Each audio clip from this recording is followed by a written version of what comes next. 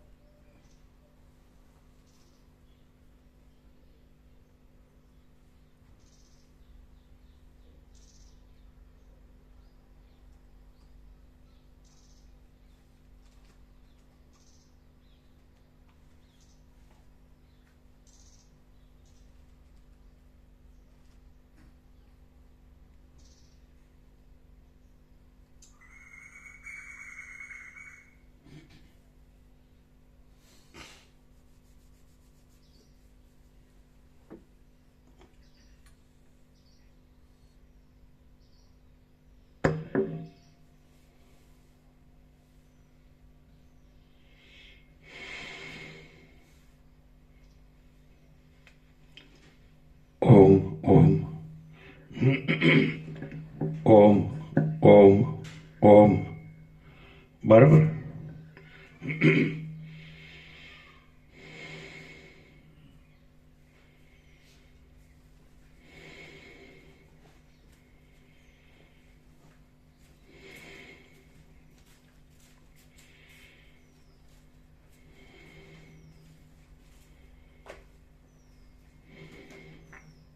પરમ ચિદાકાશ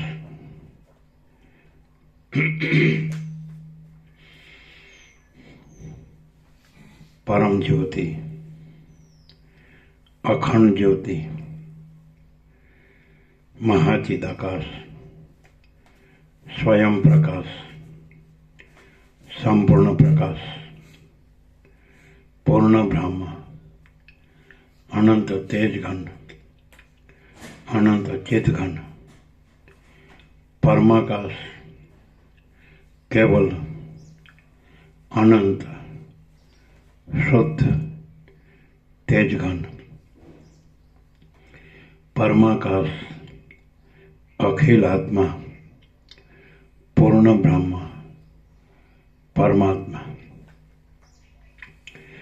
પરમ ચિદાકાશ પરમ જ્યોતિ અખંડ જ્યોતિ અનંત पूर्ण, परम चिदाकाश, परम शांति, स्वयं सिद्ध, स्वयं प्रकाश, स्वयं पूर्ण, स्वस्वरूप, यही सब कुछ है, इसके सिवा कुछ नहीं है। शून्यभास, अनंत कोटि, महाकल्पो है ही नहीं।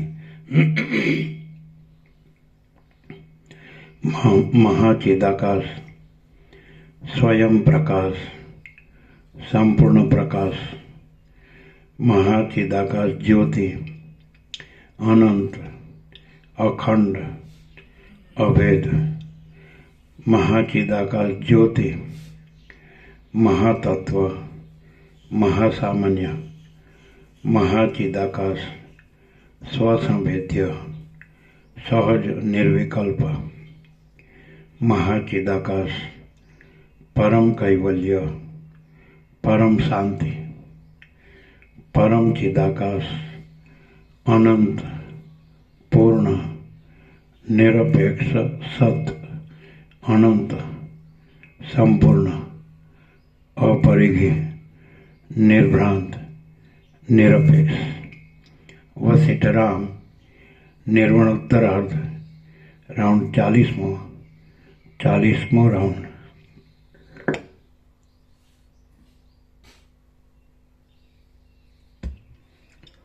आद्य परब्रह्म सद्गुरु देव की जय।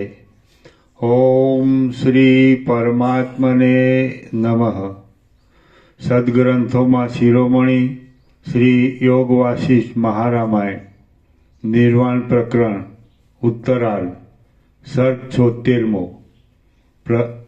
पेज नंबर 1367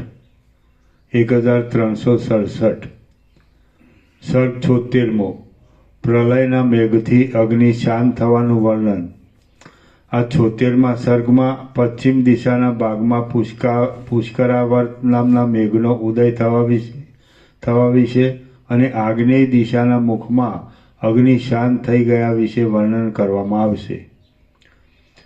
વશિષ્ઠ બોલ્યા, પછી પર્વતોને કંપાવનારો અને પોતાના બળ વડે સમુદ્રના તરંગોથી આકાશની અંદર ચકરીઓમાં ઘૂમનારો પ્રલયકાળનો પવન વાવા લાગ્યો। સમુદ્રો ચિહ્ન વિનાના થઈ ગયા। વરસાદે પોતાની મર્યાદા છોડી દીધી। ધનવાન લોકો ધનહીન થઈ ગયા। ભૂલોકના જીવો જળના અભાવને લીધે ઉપદ્રવ વડે જ ભાગવા માંડ્યા અને જગતમાં રાજા ન હોવાથી તેના કરનો ભાગ નીકળી જઈ આખું જગત અગ્નિની આહુતિરૂપ થઈ પડ્યું। વળી કાળયોગથી પાતાળનો પણ નાશ થઈ ગયો। વિદ્યમાન રૂપે દેખાતો સ્વર્ગલોક સૂર્યના તાપરૂપી અગ્નિ વડે ભસ્મરૂપ થઈ ગયો। સર્વ સૃષ્ટિ વર્ગ છિન્ન ભિન્ન દશાને પ્રાપ્ત થયો અને સર્વ દિશાઓનો સમૂહ શોકના જ એક નિવાસરૂપ થઈ પડ્યો। તે સમયે અહંકારી દૈત્યોના સમૂહની પેઠે આકાશની અંદર ક્યાંયથી પુષ્કરાવર્ત નામના પ્રલય મેઘોએ પોતાનો ગડગડાટ આરંભ્યો। એ અવાજ બ્રહ્માએ પોતાનો બ્રહ્માંડલોક સમેટી લીધો ત્યારે તેની પડી ગયેલી ભીંતના અવાજ જેવો મહાભયંકર હતો। વળી એ અવાજ એકબીજામાં પછડાઈ ઉછાળા માર્યા કરતા મદોન્મત્ત સમુદ્રોના અવાજ જેવો સંભળાતો હતો।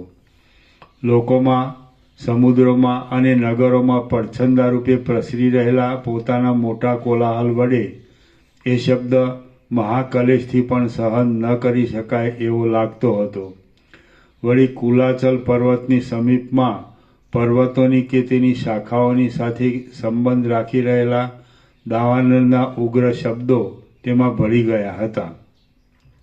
તેથી એ શબ્દ ઘોઘરો સંભળાતો હતો। એ શબ્દથી બ્રહ્માંડરૂપી શંખનું જઠર પૂરાઈ ગયું હતું। તેથી એ અવાજ જાણે અંદર બ્રહ્માંડમાં ઘટપણે પથરાઈ રહ્યો હોય તેવો જણાતો હતો। એ શબ્દ સ્વર્ગલોક, પૃથ્વી, આકાશ અને પાતાળ એ સર્વ ઠેકાણે અત્યંત ફેલાઈ રહ્યો હતો। તેથી તે જાણે ચારેકોર શાખાઓથી વ્યાપ્ત થઈ રહ્યો હોય એવો લાગતો હતો. વળી એ શબ્દ એકબીજાથી અત્યંત છેટે પડેલી દિશાઓરૂપી ભીંતોનું જાણે લીલા વડે ઘર્ષણ કરવાને તૈયાર થઈ રહ્યો હોય એમ જણાતો હતો. મહાપ્રલયમાં 7 સમુદ્રો ભેગા થતાં સિદ્ધ થયેલા પીણાનો સ્વાદ લેવામાં જાણે એ શબ્દ તૃષ્ણાવાળો હોય એમ જણાતું હતું. એ શબ્દનો એવો તો વિચિત્ર આડંબર હતો કે દિગ્વિજય કરવાને નીકળેલા પ્રલયરૂપી ઇન્દ્રના મદોન્મત ઐરાવત હાથીની જાણે ગર્જના થતી હોય એમ જણાતું હતું. પ્રલય પર્યંત પુરાઈ રહેવાથી ક્ષોભને પામી રહેલા મેઘરૂપી સમુદ્રનો જાણે એક જ સમયે બહાર આવેલો ઘાટો અવાજ હોય એવો તેનો દેખાવ હતો. એ શબ્દ મહાપ્રલયમાં ક્ષોભ પામેલા ક્ષીરસાગરના મંથનના શબ્દનું અનુકરણ કરતો હતો. વળી એ શબ્દ બ્રહ્માંડરૂપી મોટા રેટમાં ગડગડાટ કરી રહેલ જળધારા યંત્રની જેમ મહાવિસ્તીર્ણ જણાતો હતો. એ મેઘધ્વનિ સાંભળીને હું આ પ્રલયાગ્નિમાં મેઘની સ્થિતિ શી રીતે હોય એવા આશ્ચર્યમાં પડી ગયો. 10 દિશાઓમાંથી નીચેના પ્રદેશને છોડી દઈ મેં વરસાદ જોવા માટે 9 દિશાઓમાં મારી દ્રષ્ટિ ફેરવી, પરંતુ એ દિશાઓમાં તે વખતે કશું પણ મારા જોવામાં આવ્યું નહીં. માત્ર ચપળપણે ઉછાળા માર્યા કરતી ઉંબાડિયારૂપી વજ્રોની વૃષ્ટિ જ મારા જોવામાં આવી. તે વૃષ્ટિ આકાશમાં ઉડ્યા કરતી હતી અને તે જ્વાળાઓના તાપથી 10 દિશાઓમાં અનેક કરોડો યોજન સુધીના છેટેના પદાર્થો પણ ભસ્મ થઈ જતા હતા. પછી ક્ષણ માત્રમાં હું આકાશમાં દૂર ગયો એટલે મને ઉપરના ભાગમાં શીતળ પવન જણાવા લાગ્યો. નીચેના પ્રદેશમાં તે પવન અગ્નિના જેવો અતિ ઉષ્ણ હતો. એ વિશાળ આકાશ માર્ગમાં ઉપરના અતિ દૂર પ્રદેશની અંદર પ્રલયકાળના મેઘો રહ્યા હતા. એ પ્રદેશમાં અગ્નિનો તાપ લાગતો ન હતો અને ત્યાં જીવતા પ્રાણીની દ્રષ્ટિ પણ પહોંચી શકતી ન હતી. પછી પશ્ચિમ દિશામાંથી પ્રલયકાળનો પ્રચંડ પવન વાવા લાગ્યો અને તેમાં વિંધ્યાચલ, મેરુ પર્વત અને હિમાલય પણ તણખલાની જેમ અદ્ધર ઉડતા હતા. ત્યાં પશ્ચિમના તે પવનના સપાટાથી ચોતરફ ઉડ્યા કરતા અંગારારૂપી પક્ષીઓ વડે શોભી રહેલા અને ઉંબાડિયારૂપી ચપળ વન વડે ઘેરાઈ ગયેલા જ્વાળાઓરૂપી પર્વતો અગ્નિખૂણા તરફ જવા માંડ્યા. ત્યાં સંધ્યાકાળના વાદળાના જેવા રાતા અંગારારૂપી વરસાદો તરવા લાગ્યા અને ભસ્મના ભારરૂપી જળને વરસાદની પેઠે ધારણ કરી રહેલી પવિત્ર અંગારાની રજ આકાશમાં ભ્રમણ કરવા લાગી. જ્વાળાઓથી ઘેરાયેલો દુષ્ટ અને પ્રચંડ પવન અગ્નિની સાથે મળી ગયો હતો અને જાણે પાંખોવાળા સુવર્ણના પર્વતોનો સમૂહ દ્રવ્યરૂપ થઈ ગયો હોય એવો જણાતો હતો. પૃથ્વી, પર્વતો અને નગરોનો સર્વ વિસ્તાર શુદ્ધ અંગારારૂપ થઈ ગયો હતો. ચારેકોર જ્વાળાઓની પંક્તિઓનો સમૂહ ભભૂકી ઉઠ્યો હતો. સૂર્યનું તેજ પ્રકાશપણે પ્રસિદ્ધ પડવા લાગ્યું હતું. સમુદ્રો અગ્નિરૂપી જળને ધારણ કરનારા થયા હતા અને કોઈ જગ્યાએ તેમનું જળ તાપ વડે બહુ ઉકળવા માંડ્યું હતું. જંગલો સાવ પાંદડા વિનાના થયા હતા અને પ્રદીપ્ત અગ્નિરૂપી વૃક્ષોને ધારણ કરી રહ્યા હતા.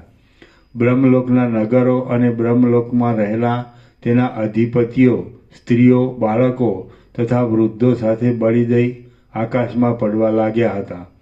કેશવાળીની પેઠે રમણીય એવા તણખાને ધારણ કરનારા ઉંબાડિયાથી બીજવાળી થઈ રહેલી જ્વાળાઓરૂપી પલ્લવો વડે સુશોભિત અને પાષાણ રહિત બ્રહ્મરૂપી સરોવરમાં ઉગેલી પ્રલયાગ્નિરૂપી કમલિનીના અંગારાઓરૂપી મહાવિસ્તીર્ણ કાદવની અંદર ઠેઠ પાતાળલોક સુધી પર્વતો તથા નાગો પોતાના મૂળ આધારરૂપ એવા પવનોની સાથે ડૂબી ગયા હતા.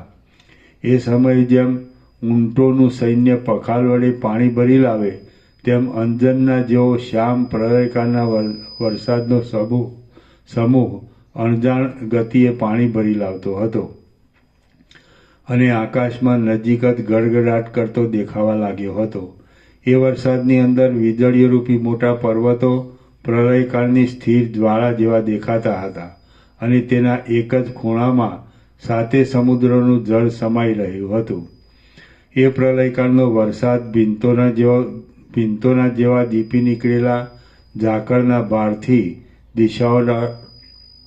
દિશાઓના તટોને અવકાશ વિનાના કરી દેતો હતો અને તે બ્રહ્માંડરૂપી ભીંત સુધી ભરપૂર ભરેલા ભૂલોકને નિર્મૂળ કરી નાખવામાં નિપુણતા ધરાવતો હતો. વળી પ્રલયકાળમાં ક્ષોભને પ્રાપ્ત થયેલો મહાસાગર જાણે આકાશમાં ખડો થઈ ગયો હોય એવો તેનો દેખાવ હતો. તે મહાસાગર 12 સૂર્યો જેવી ગોળાકાર ઘુમરીઓને ધારણ કરી રહ્યો હતો. વીજળીરૂપી જળચર પ્રાણીઓવાળો હતો અને જળના અવાજથી સુંદર દેખાતો હતો. વળી એ પ્રલયકાળનો વરસાદ જાણે ચંદ્રમાં જ મરણ કે દાહને પ્રાપ્ત થઈ જઈ પાછું બમણું શીતળપણું ધારણ કરીને બીજા જ આકાર ધારણ કરી ઉપરના આકાશલોકમાં આવી રહ્યો હોય એમ જણાતો હતો. સુવર્ણના જેવી ચરકાટ મારતી વીજળીઓ વડે એ પ્રલયકાળનો મેઘ જડતાને લીધે સમગ્ર જળને કાષ્ઠની પેઠે અચળપણે થંભાવી રાખનારા હિમાલયને જાણે સંપૂર્ણ રીતે ધારણ કરી રહ્યો હોય એવો ભાવ દેખાડતો હતો. પછી બ્રહ્માંડને ફોડી કઠિન રૂપે બહાર આવતી આકાશમાં ચારે તરફ ફેલાઈ રહેલી અને પ્રથમ દિશાઓમાં ઝાકળને રૂપે વરસનારી વૃષ્ટિ નીચે પડવા લાગી. તે વૃષ્ટિ વનમાં અને આકાશમાં અગ્નિદાહના જેવા પ્રકાશવાળા વીજળીઓના ઝબકારાઓથી ભયંકર દેખાતી હતી અને તેના પ્રસરી રહેલા ગડગડાટના અવાજથી આખું બ્રહ્માંડ જાણે ગાજી રહ્યું હોય એમ જણાતું હતું. ચોતરફ ફેલાઈ ગયેલી અને વારંવાર ઉત્પન્ન થયા કરતી સેંકડો સુસવાટીની ગર્જનાથી ત્યાં અક્ષય શબ્દ સાંભળવામાં આવતો હતો. વળી શીત જળબિંદુઓ રૂપી તથા ઝાકળરૂપી ભીંત વડે ત્યાં જાણે આખું આકાશ બંધાઈ ગયું હોય એમ દેખાતું હતું.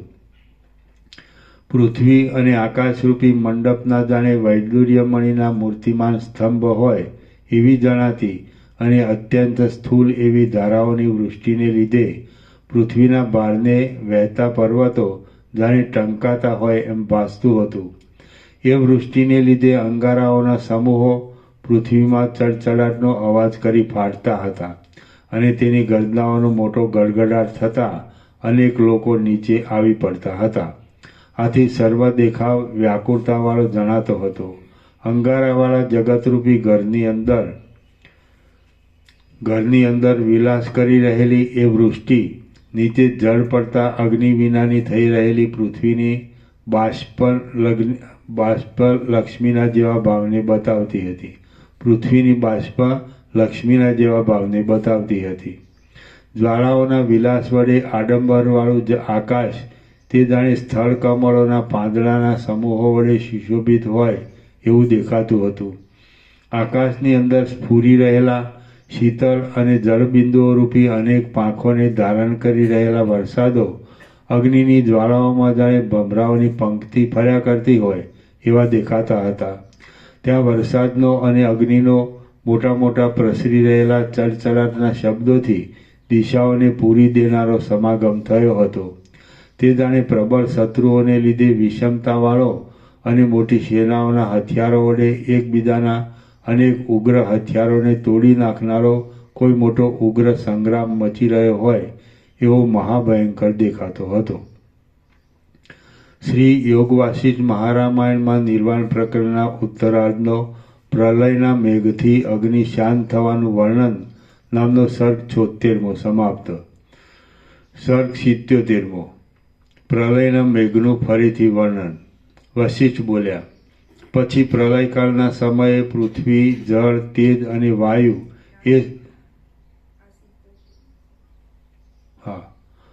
સર્ગ 77મો. આ 77મા સર્ગમાં પુષ્કરાવર્ત મેઘની વૃષ્ટિ દ્વારા પડવાથી અને 7 સમુદ્રોના ક્ષોભથી વ્યાપ્ત થઈ રહેલા જગત વિશે ફરી વિવેચન કરવામાં આવશે. વશિષ્ઠ બોલ્યા, પછી પ્રલયકાળના સમયે પૃથ્વી, જળ, તેજ અને વાયુ એ સર્વનો ક્ષોભ થવા માંડતા ત્રિલોકીની જે કાંઈ સ્થિતિ થઈ હતી તે વિશે હું તમને કહું છું તે તમે સાંભળો. જાણે તમાલના વનો જ ઉડીને આકાશમાં ખડા થઈ ગયા હોય એવો દેખાવ આપનાર ભસ્મથી તથા વાદળાથી ત્રણેય લોક વ્યાપ્ત થઈ રહ્યા હતા. મોટા સમુદ્રોની મોટી ચકરીઓની સાથે ધુમાડાના ગોટે ગોટા અથડાતા હતા. લીલા પદાર્થોનો દાહ થતાં અગ્નિની જ્વાળાઓ ધુમાડાથી શામ થઈ રહી હતી અને તેમાંથી સહજ રીતે ચડચડાટ અવાજ પેદા થતો હતો. અનેક લોકાંતર એટલે બીજા લોકો, અનેક લોકાંતરનો અંદરનો સર્વ ભાગ ભસ્મના ઢગલાથી અને વાદળાના સમૂહોથી પૂરેપૂરો ભરાઈ રહ્યો હતો. ઉછાળા મારતા તથા લાંબો અવાજ કરતા લીલા લાકડાને પ્રલયના મેઘનું પાણી અડતું હતું, તેથી તેમાંથી છમછમ અવાજ થતો હતો. આથી કોઈ જાણે વૃષ્ટિના જયઘોષને, ડંકાને, ચોતરફ પ્રસરાવનારા વાજાને વગાડતું હોય એવો ભાવ દેખાતો હતો. કોઈ જગ્યાએ ફર્યા કરતા ભસ્મના જેવા શ્યામ વાદળાથી ભરપૂર દેખાતી હતી. કોઈ ઠેકાણે વાદળા ધુમાડાના ગોટાઓથી છવાઈ રહેલા જણાતા હતા. કોઈ જગ્યાએ પ્રલયકાળના મોટા મેઘોનો ગડગડાટ સંભળાતો હતો, તો કોઈ સ્થળે જાણે ત્રિલોકીના આંસુ જ વરસાદ રૂપે નીચે પડતા હોય એમ જણાતું હતું. વળી કેટલેક ઠેકાણે જળબિંદુઓને વરસાવનારા અને ચારે બાજુ ભ્રમણ કરનારા ભયંકર વાદળાઓના સમૂહો દેખાતા હતા. બ્રહ્માંડરૂપી ભીંતમાં અથડાવાથી પવન ભયંકર રૂપને ધારણ કરી રહેલો હતો અને અંદર ઉડ્યા કરતો ઇન્દ્ર આદિ દેવોના નગરોનો સમૂહ તેના ઝપાટાથી ભસ્મરૂપ થઈ જતો હતો. પોતાની નજીક રહેલા પાષાણો પાણી, અગ્નિ તથા પવનથી ફાટતા હતા અને ઉઠીને અથડાતા હતા. આથી ત્વચા આદિ ઇન્દ્રિયો જળ જેવી થઈ જતી અને તેના અવાજોથી કાન બેર મારી જતા હતા. આકાશમાંથી ગાઢ વૃષ્ટિ સ્તંભની જેમ એક ધારાએ પડતી હતી અને તેનો મોટો અવાજ કાને પડતો હતો. એ વૃષ્ટિથી પ્રલયકાળના અગ્નિ શમી જતા હતા. જેમ આકાશ ભયંકર વાદળા વડે પૂરાઈ જાય છે, તેમ બધા સમુદ્રો, ગંગા નદી પણ જેના એક તરંગ જેવી કહેવાય છે, એવી અનેક નદીઓના સમૂહો વડે પૂરાઈ ગયા હતા. ત્યારે સૂર્યો જાણે તમાલ વૃક્ષના પત્રોના સમૂહની નીચે લટકી રહેલો પુષ્પોનો ગુચ્છો હોય એવા આકાશમાં રમણીય જણાતા હતા. તે તપતા સૂર્યો જાણે પ્રલયકાળના મેઘોના સમૂહોને તેના આધાર સાથે ચૂસતા હોય તેમ જણાતા હતા. પર્વતો, દ્વીપો અને નગરો પર્વતમાંથી નીકળતી નદીઓના સમૂહોમાં તણાઈ જતા હતા અને પર્વતો પ્રલયકાળના પ્રચંડ પવનનો ઘાટો ક્ષોભ થવાને લીધે કૂટાઈ જતા હતા. એકબીજામાં પરસ્પર વિગ્રહ કરવાથી ઘણા કષ્ટે પણ માંડ રોકી શકાય એવા ચકરીઓના જેવા આકારવાળા, છેવટે નીચે પડનારા અને વ્યગ્ર થઈ રહેલા ઉગ્ર ગ્રહણથી તેમજ તારાગણથી આકાશની અંદર પૃથ્વીમાં ફરતા ઉંબાડિયા કરતા બમણો ઝબકારો જોવામાં આવતો હતો. ચારે તરફ વાયા કરતા પ્રચંડ પવન વડે ઉછળ્યા કરતા અને જળના મોટા પર્વતો જેવા દેખાતા તરંગોના પરસ્પર પછડાવાથી પર્વતો ફાટી જતા હતા. મહાપ્રલયમાં પર્વતો છિન્નભિન્ન થઈ જવાથી તેના પ્રાંત ભાગોની ભૂમિ તળેટી પણ નિર્માલ્ય થઈ ગઈ હતી. ઘાટા બિંદુઓને ધારણ કરી રહેલા અને અશ્રુધારાની પેઠે વરસાદ વરસનારા પ્રલયકાળના વાદળા આકાશમાં બહુ ઘટપણાને પામ્યા હતા. તેથી સૂર્યનારાયણના કિરણોનો સમૂહ ઢંકાઈ ગયો હતો. સર્વ ઠેકાણે અંધકાર પથરાઈ રહ્યો હતો અને અંધારાથી આખું ત્રૈલોક્ય પૂર્ણ રીતે વ્યાપ્ત થઈ રહ્યું હતું. પોતાનો પૃથ્વીરૂપી આશ્રય શિથિલ થઈ જવાથી ખંડ ખંડ થઈ ગયેલા, પવનમાં વહ્યા કરતા અને ઉખડી ગયેલી કિનારોવાળા પર્વતો સમુદ્રમાં આવી પડતા હતા અને આળોટતા હતા. તેથી તે સમુદ્રો ખીચોખીચ ભરાઈ ગયા હતા. એકબીજામાંથી ઉત્તરોત્તર ઉત્પન્ન થનારા તરંગોએ ઊંચા ફેંકેલા પાષાણોથી મેઘને ખંડિત કરનારા, સમુદ્રની પેઠે ગુગવાટો કર્યા કરતા અને પોતાના પ્રચંડ શબ્દથી ગંભીર દેખાતા પ્રલયકાળના પવનોને લીધે દિશાઓના તટો શૂન્ય જેવા જણાતા હતા. કર્ણકટુ શબ્દ કરનારા પ્રલયકાળના વાદળારૂપી હાથોને બ્રહ્માંડરૂપી વક્ષસ્થળમાં પછાડી આખું ત્રિલોક સમુદ્રની અંદર સર્વ ડૂબી જતા જાણે છાતી કૂટી રોતું હોય તેમ જણાતું હતું. ખંડ ખંડ થઈ જઈ આકાશમાં ઉડ્યા કરતા પોતાના સ્વભાવ પ્રમાણે અંતરિક્ષમાં રહેલા પરસ્પર મિશ્ર થઈ ગયેલા અને નીચેના ભાગમાં જળના સ્પર્શથી રહિત સ્વર્ગલોક, પાતાળલોક તથા ભૂલોક વડે આખું આકાશ વીંટાઈ રહેલું હતું.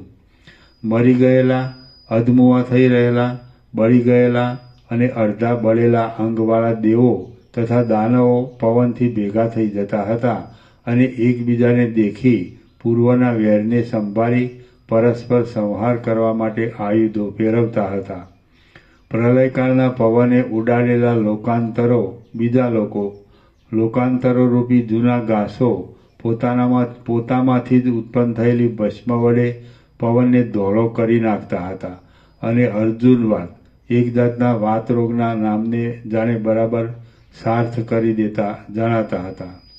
સાર્થ અર્જુનવાતનો શબ્દાર્થ કરતાં ધોળો વાયુ એવો થાય છે, તો એ શબ્દનું નિરર્થકપણું ન રહેતા સાર્થપણું થવાની ઉત્પ્રેક્ષા ગ્રંથકારે કરી છે એમ ટીકાકાર જણાવે છે. પવનમાં ઉડ્યા કરતા અનેક શિલાઓના સમૂહનો પ્રહાર થતાં નીચેના અને પડખાના ભાગો ખરી પડતા હતા. લોકાંતરો નીચે આવી પડતા હતા અને દુકાળનો કડવો અવાજ કાને પડતો હતો. પવનના અથડાવાથી અવાજ કરનારી પર્વતોના સમૂહોની અને ગુફાઓમાં થયેલા શબ્દથી સર્વત્ર મોટો ઘોંઘાટ થઈ રહ્યો હતો. લોકપાલોની નગરી અને નગરો ચક્કર ખાઈ નીચે પડતા હતા. દૈત્યોની પેઠે કર્કશ શબ્દ કરી રહેલા પવનો વનના સમૂહોને આકાશમાં તાણી જતા હતા અને કેમ જાણે આખું ત્રિલોક એ વન સમૂહરૂપી ગોખો વડે વીંટાઈ રહ્યું હોય એમ જણાતું હતું. જેમ મચ્છરાનો સમૂહ ભેગો થાય છે તેમ આકાશની અંદર નગરો, દેશો, દૈત્યો, અગ્નિ, દેવતાઓ, નાગ અને સૂર્યોનો સમૂહ એકઠો થયો હતો.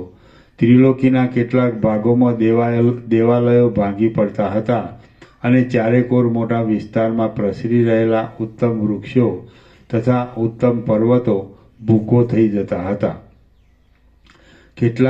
કેટલાક ભાગમાં ઉથલપાથલ થઈ જવાને લીધે પ્રાણીઓના ઘોઘરા અવાજો સંભળાતા હતા અને ઉપરના પ્રદેશમાં જળ તથા નીચેના પ્રદેશમાં અગ્નિ રહેલો દેખાતો હતો.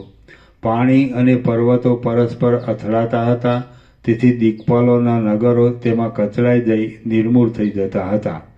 મોટા મોટા દેવતાઓ, દૈત્યો, સિદ્ધો અને ગંધર્વોના નગરો નીચે આવી પડતા હતા. ઠંડા અંગાર જેવા થઈ રહેલા પર્વત આદિ પદાર્થો પવનના ઝપાટામાં રજની પેઠે કૂટાઈ જતા હતા અને આખું ત્રૈલોક્ય નિસ્સાર દેખાતું હતું. વરસાદના જળની પેઠે રત્નો વડે ખણખણાટ કરનારા દેવતાઓના અને દૈત્યોના નગરો ભીંતો સાથે આકાશમાં ભમતા રહી છેવટે હેઠા પડતા હતા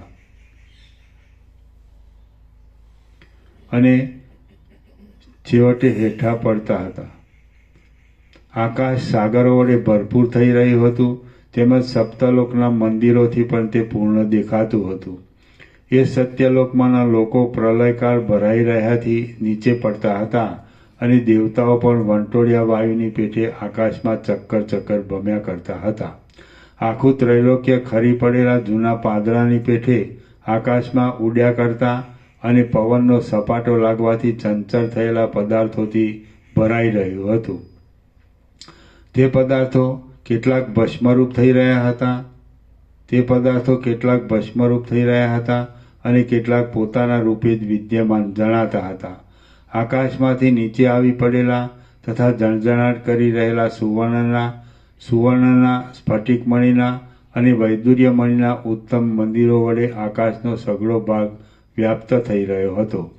ધુમાડાના અને ભસ્મના વાદળાના જેવા ગોટે ગોટા આકાશમાં ઘૂમતા હતા.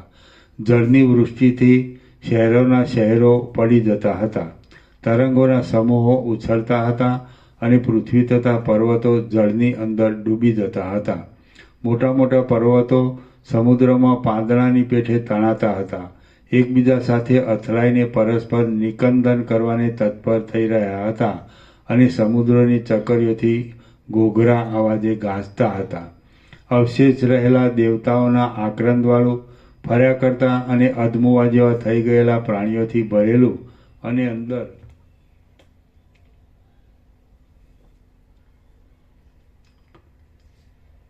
દેવતાઓ, નાગ અને સૂર્યોના સમૂહ વડે એકઠો થયો હતો. ત્રિલોકીના કેટલાક ભાગોમાં દેવાલયો ભાંગી પડતા હતા અને ચારેકોર મોટા વિસ્તારમાં પ્રસરી રહેલા ઉત્તમ વૃક્ષો તથા ઉત્તમ પર્વતો ભૂકો થઈ જતા હતા. કેટલાક ભાગમાં ઉથલપાથલ થઈ જવાને લીધે પ્રાણીઓના ઘોઘરા અવાજો સંભળાતા હતા અને ઉપરના પ્રદેશમાં જળ તથા આકાશ, પાણી અને પર્વતો પરસ્પર અથડાતા હતા. તેથી દિક્પાલોના નગરો તેમાં કચડાઈ જઈ નિર્મૂળ થઈ જતા હતા. મોટા મોટા દેવતાઓ, દૈત્યો, સિદ્ધો અને ગંધર્વોના નગરો નીચે આવી પડતા હતા. ઠંડા અંગાર જેવા થઈ રહેલા પર્વત આદિ પદાર્થો પવનના ઝપાટામાં રજની પેઠે કૂટાઈ જતા હતા અને આખું ત્રૈલોક્ય નિસાર દેખાતું હતું. તો વાંચી લીધું. મોટા મોટા સમુદ્રોમાં પાંદડાની પેઠે એકબીજા સાથે અથડાઈને પરસ્પર નિકંદન કરવાને તત્પર થઈ રહ્યા હતા અને સમુદ્રની ચકરીઓથી ઘોઘરા અવાજે ગાજતા હતા. અવશેષ રહેલા દેવતાઓના આક્રંદવાળું, ફર્યા કરતા અને અધમુવા જેવા થઈ ગયેલા પ્રાણીઓથી ભરેલું અને અંદર ભમ્યા કરતા સેંકડો કેતુઓના, ધૂમકેતુઓના ઉત્પાતો બતાવતું એ જગત માંડ જોઈ શકાય તેવું થઈ ગયું હતું. જૂના પાંદડાના જેવી અવસ્થાને પામેલા, પવન વડે ચપળ અને મરી ગયેલા અથવા અધમુવા થઈ રહેલા પ્રાણીઓના સમૂહથી આકાશ ખીચોખીચ ભરેલું હતું.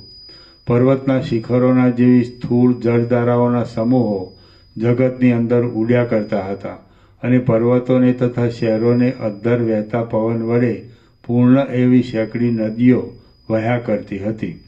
સેંકડો શાખાઓમાં પ્રસરી રહેલા અગ્નિ ઉપર જળ પડતું હતું. તેથી સમી જવાના અવાજ સાથે તે અગ્નિ શાંત થઈ જતો હતો. ચપળ સમુદ્રના પ્રવાહમાં હિંચકાની પેઠે ચંચળ રહ્યા કરતા પર્વતોની કિનારો બહુ સુશોભિત જણાતી હતી. જેમ પાણીમાં તૃણના ડગલાઓ તરે છે તેમ પૃથ્વી પર ઉભરાઈ રહેલા સમુદ્રમાં દ્વીપો તરી રહ્યા હતા. આથી આખું જગત મહાભયંકર દેખાતું હતું. ચિદાકાશ અવિવેકીઓથી ઘણે દૂર છે અને તેની જ્વાળાને એ જગતોની સ્થિતિ ક્ષણ માત્ર પણ સહન કરે એવી ન હતી. ચિદાકાશ અવિવેકીઓથી ઘણે દૂર છે અને તેની જ્વાળાને એ જગતોની સ્થિતિ ક્ષણ માત્ર પણ સહન કરે એવી ન હતી. વૃષ્ટિથી શાંત રહેલા અગ્નિમાંથી ભસ્મનો ગંધ ઉત્પન્ન થયો હતો અને તેથી દેવો નીચે પડતા હતા. અહીં આગળ ચરાચર જગત પ્રથમ હતું એમ જણાતું હતું, પણ તે વખતે તો સૃષ્ટિનું નામ નિશાન પણ માલુમ ન હતું. ચારેકોર ઉચ્છૃંખલ પોકારના અવાજો સાંભળવામાં આવતા હતા. સૃષ્ટિનો લય થઈ જતાં ક્રમે કરી સર્વત્ર શાંતિ પથરાઈ રહી હતી. સૃષ્ટિનો ક્ષય થઈ જતાં પરમાર્થ દ્રષ્ટિથી જોઈએ તો પરમાત્મા સર્વ ઠેકાણે રહ્યા હતા. બાકી સૃષ્ટિ કે તેનો લય એ કશું પણ થયું ન હતું. સૃષ્ટિનો ક્ષય થઈ જતાં પરમાર્થ દ્રષ્ટિથી જોઈએ તો પરમાત્મા સર્વ ઠેકાણે રહ્યા હતા.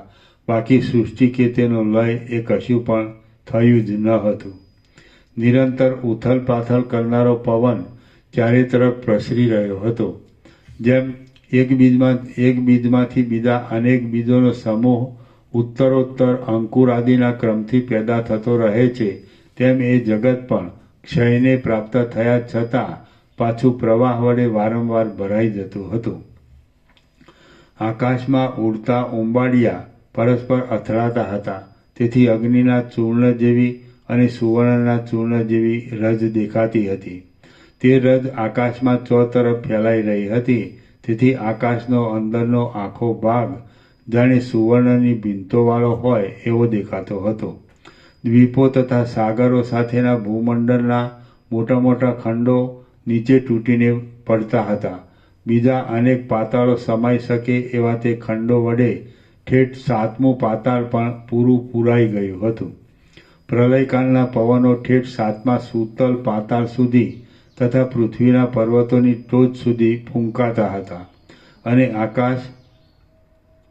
આકાશ સુધી સર્વ એક સમુદ્રમય થઈ રહ્યું હતું. જેમ મૂર્ખના ચિત્તમાં ક્રમે કરી કોપ વધવા માંડે છે, જગતની અંદર સેંકડો નદીઓ વડે અને જળના તરંગો વડે એક મહાસમુદ્ર ધીરે ધીરે ફરી વળવા લાગ્યો હતો. પ્રલયકાળના પવનો ઠેઠ 7મા સૂતલ પાતાળ સુધી તથા પૃથ્વીના પર્વતોની ટોચ સુધી ફૂંકાતા હતા અને આકાશ સુધી સર્વ એક સમુદ્રમય થઈ રહ્યું હતું. થઈ રહ્યું હતું જેમ મૂર્ખના ચિત્તમાં ક્રમે કરી કોપ વધવા માંડે છે. જગતની અંદર સેંકડો નદીઓ વડે અને જળના તરંગો વડે એક મહાસમુદ્ર ધીરે ધીરે ફરી વળવા લાગ્યો હતો. પ્રથમ તો વૃષ્ટિની ધારા મુસળના જેવી પડવા લાગી, પછી તે સ્તંભના જેવી પડવા લાગી. ત્યાર પછી એ ધારાનો વેગ વધી તાલવૃક્ષના જેવો થયો અને પછી ભારે જોશથી વૃષ્ટિ પડવા માંડી.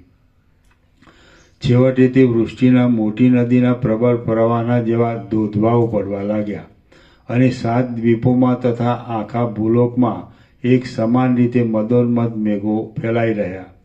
જેમ શાસ્ત્ર અને સજ્જનોની સંગતિથી અનેક આપત્તિઓને આપનારું દ્રઢ અજ્ઞાન શાંત થઈ જાય છે, તેમ એ વૃષ્ટિ વડે દાહ ઉત્પન્ન કરનારો અગ્નિ શાંત થઈ ગયો. જેમ શાસ્ત્ર અને સજ્જનોની સંગતિથી અનેક આપત્તિઓને આપનારું દ્રઢ અજ્ઞાન શાંત થઈ જાય છે, તેમ એ વૃષ્ટિ વડે દાહ ઉત્પન્ન કરનારો અગ્નિ શાંત થઈ ગયો. જેમ બાળકોની ક્રૂકીડાથી શુદ્ધ બીલાનું ફળ નાશ પામે છે, તેમ આખું આ બ્રહ્માંડ નાશને પ્રાપ્ત થઈ ગયું. તેની અંદરના સર્વ પદાર્થો ઉથલ પાથલ થઈ ગયા. અગ્નિના તણખાઓ અંદર પેસવાથી પર્વતોની અંદર મજ્જા પણ બળી ગઈ અને ખણખણાટ કરી રહી. શ્રી યોગ વાસિષ્ઠ મહારામાયણમાં નિર્વાણ પ્રકરણના ઉત્તરાર્ધનો પુષ્કરાવર્ત વૃષ્ટિ વિસંસ્કુલ જગત વર્ણન નામનો સર્ગ 77મો સમાપ્ત. સર્ગ 78મો પ્રલયકાળના મહાસમુદ્રનું વર્ણન. આ 78મા સર્ગમાં નદીઓના ધોધવા જેવી આકાશમાંથી પડતી ધારાઓ વડે એક સમુદ્ર જ વૃદ્ધિ પામી ચારે તરફ આકાશની અંદર એકાકાર રૂપે થઈ ગયા વિશે વિસ્તારથી વર્ણન કરવામાં આવશે. વશિષ્ઠ બોલ્યા, કળિયુગમાં જેમ ખંડિયા રાજાઓની વૃદ્ધિ થાય છે, તેમ પવનથી, વૃષ્ટિથી, બરફથી અને ઉત્પાતોથી છીનભીન થઈ ગયેલી પૃથ્વીમાં જળના વેગની વૃદ્ધિ થઈ હતી. આકાશ ગંગાના પ્રવાહમાં પડતી મેઘધારા નીચે પડતા જળના વેગને વધારે પુષ્ટિ મળતી હતી.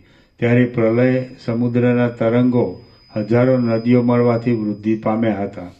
ક્ષણે ક્ષણે ઉછળ્યા કરતા મેરુ પર્વત તથા મંદરાચળ જેવા જણાતા ભારે તરંગો વડે એ સમુદ્ર પર્વતોની ગુફાઓને સૂર્યના માર્ગ સુધી લઈ ગયો હતો. આમ જળથી સંપૂર્ણ ભરેલો તે પ્રલયાર્ણ મૂર્ખ રાજાની પેઠે મહામદોન્મદ થઈ ગયો હતો.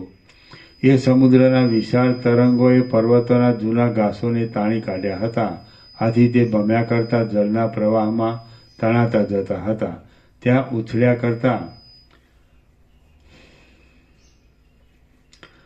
ઉછળ્યા કરતા મોટા તરંગો સૂર્યમંડળને ગળી જતા હતા. એ મહાસમુદ્રની અંદર મેરુ પર્વત, મંદરાચળ, કૈલાસ, વિંધ્યાચલ અને સહ્યાદ્રી આદિ પર્વતો જળચર પ્રાણીઓ જેવા થઈ રહ્યા હતા અને જળના સંપર્કથી ગળી ગયેલી પૃથ્વીના ગારામાં સર્પોરૂપી કમળો લીન થઈ ગયા હતા. અર્ધદગ્ધ થઈ ગયેલા વૃક્ષોના વનના સમૂહરૂપી શેવાળથી એ સમુદ્ર સંપૂર્ણ રીતે ભરેલો હતો. ત્રૈલોક્યની ભસ્મ વડે તે વ્યાપ્ત હતો અને ગારાને લીધે ચિત્તને અણગમો ઉત્પન્ન કરે એવી તેની દશા દેખાતી હતી. આકાશરૂપી ગારાની અંદર મોટી પાંખડીઓમાં બીજરૂપે પામેલા કિરણો વડે પ્રકાશિત થઈ રહેલા 12 સૂર્યરૂપી કમળો બહુ રમણીય દેખાતા હતા. ધારાઓના સમૂહોરૂપી મોટા વાદળામાં કમલિનીના પાંદડા લીન થઈ જતા હતા. એ મહાસમુદ્રના ફીણરૂપી પર્વતોની પાસે ઉન્મત્ત મેઘો ગાજતા હતા. પવનના ઝપાટાથી ભમ્યા કરતા ઇન્દ્ર, વાયુ, સૂર્ય, ચંદ્ર આદિના નગરો સમુદ્રના જળથી પૂરાઈ ગયા હતા. આથી દેવ, દાનવ અને માનવના મહા ઉગ્ર સમૂહો લાકડાની પેઠે તણાતા હતા. ધીરે ધીરે વધીને એ મહાસમુદ્ર પણ ક્રમે ક્રમે ઠેઠ સૂર્યમંડળ સુધી પહોંચી ગયો હતો. ઉપર તર્યા કરતા અને ઉચ્ચ સ્વરથી ગર્જના કરનારા વરસાદની વૃષ્ટિથી પરપોટાઓ ઉત્પન્ન થયા હતા અને તે સાથે જ મોટા પર્વતો પ્રવાહમાં વહ્યા જતા હતા. આથી પરપોટાના જ કૃત્રિમ પર્વતો છે કે ખરેખરા મોટા પાર્થિવ પર્વતો છે એમ સંદેહ રહેતો હતો. ભમી ભમીને થાકી ગયેલા વરસાદો મહાસમુદ્રના ભમ્યા કરતા પરપોટા ઉપર વિશ્રામ લેતા હતા. એ સમુદ્ર વરસાદના વાદળાવાળા અને મુખરૂપી આધાર વિનાના પરપોટાઓરૂપી ખુલ્લા નેત્રોથી જાણે બીજા મેઘને તાકી તાકીને જોતો હોય એવું જણાતું હતું. મોટા પ્રવાહરૂપે વહેતા જળના સમૂહના ઘોંઘાટથી આખું આકાશ ગાજી રહ્યું હતું અને જાણે તે એક જ દોરી પ્રવાહમાં આકાશ સહિત કુલાચલ પર્વતો પણ ડૂબી ગયા હતા. પ્રચંડ પવનના ઝપાટાથી પૂર્વે કદી પણ ન ભરાયેલો જળનો સમૂહ કુલાચલ પર્વતોમાં ભરાઈ ગયો હતો. તેથી તેનો મહા ઉગ્ર વેગ કાને સંભળાતો હતો અને તેનો અવાજ ઘોઘરો હતો. બ્રહ્માંડના ભાગોમાં ફરી વળી તેને પાયમાલ કરી નાખી ઉદ્ધત થઈ રહેલો એ પ્રલયકાળનો મહાસમુદ્ર પોતાના પ્રવાહને લાખો યોજન ઊંચો અને આડો પ્રસારતો હતો. ઘાસની પેઠે તરંગોની અંદર હાલક ડોલક થતા પર્વતોના પાષાણો પછડાતા હતા. તેથી સૂર્યમંડળ ખંડિત થઈ જતું હતું. શૂન્ય બ્રહ્માંડરૂપી વિશાળ જળ સમૂહવાળા માળામાં સંતાઈ રહેલા શ્યામ પર્વતોરૂપી જળ કાગડાઓને જાણે સમુદ્ર જળના પ્રવાહરૂપી જાળમાં પકડી લઈ જતો હોય એમ લાગતું હતું. એ સમુદ્ર બીજાઓ મરી ખૂટતા અવશેષ રહેલા ફીણોના પર્વતોના તટો તથા શિખરોમાં પોતાના નગરમાંથી ભ્રષ્ટ થઈ પડેલા અને જળના પ્રવાહમાં થાકી ગયેલા એવા દેવતાઓને સસલાની પેઠે ધારણ કરી રહ્યો હતો. એ દેવતાઓ મરી ગયેલા ને જીવતા મોટા પ્રાણીઓના ડૂબી જવાથી તેમજ તેમના ફરી ઉપર આવવાથી આકુળ વ્યાકુળ થઈ રહ્યા હતા. વળી તરંગોમાં, મગરમચ્છોમાં અને ચકરીઓમાં પ્રતિબિંબ પડવાથી તેઓ સુંદર દેખાતા હતા. ઇન્દ્ર જેમ હજારો નેત્રોને ધારણ કરે છે તેમ એ મહાસાગર વિશાળ આકાશની અંદર વિશાળ આકારને ધારણ કરી રહેલા હજારો જળના પરપોટાઓને ધારણ કરી રહ્યો હતો. શરદ ઋતુના આકાશના જેવા ધોળા અને સર્વત્ર પ્રસરી રહેલા પરપોટાઓરૂપી નેત્રો વડે એ મહાસાગર નદીઓના પ્રવાહ જેવી સ્થૂળ ધારાને વરસનારા તામ્રવર્ણના અને આકાશને પૂરી રહેલા મેઘોને જાણે જોતો હોય એમ દેખાતું હતું. પાંખોવાળા પર્વતોની પેઠે ઉછળ્યા કરતા અનેક તરંગોના સમૂહો વડે સમુદ્ર જાણે પુષ્કરાવર્ત મેઘોનું આલિંગન કરતો હોય એવો જણાતો હતો.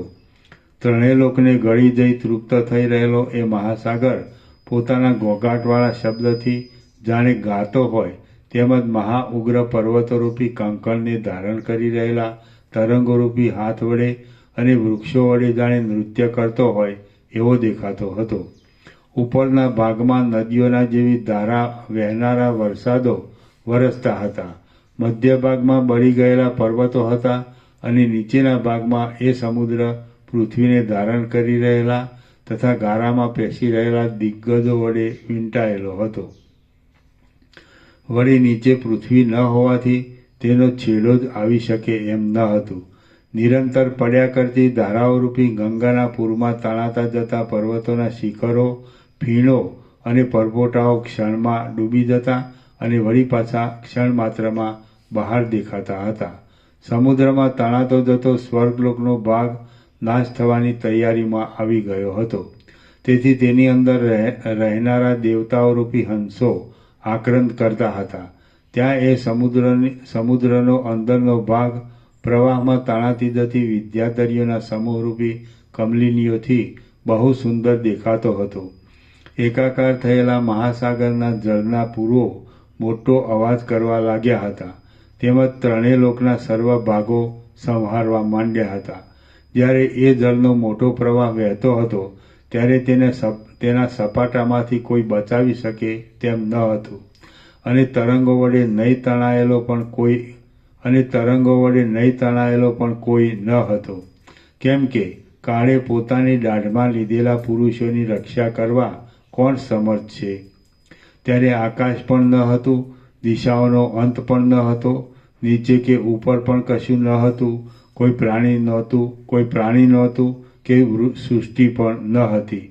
માત્ર એક જળ જ ચારે તરફ ભરપૂર દેખાતું હતું.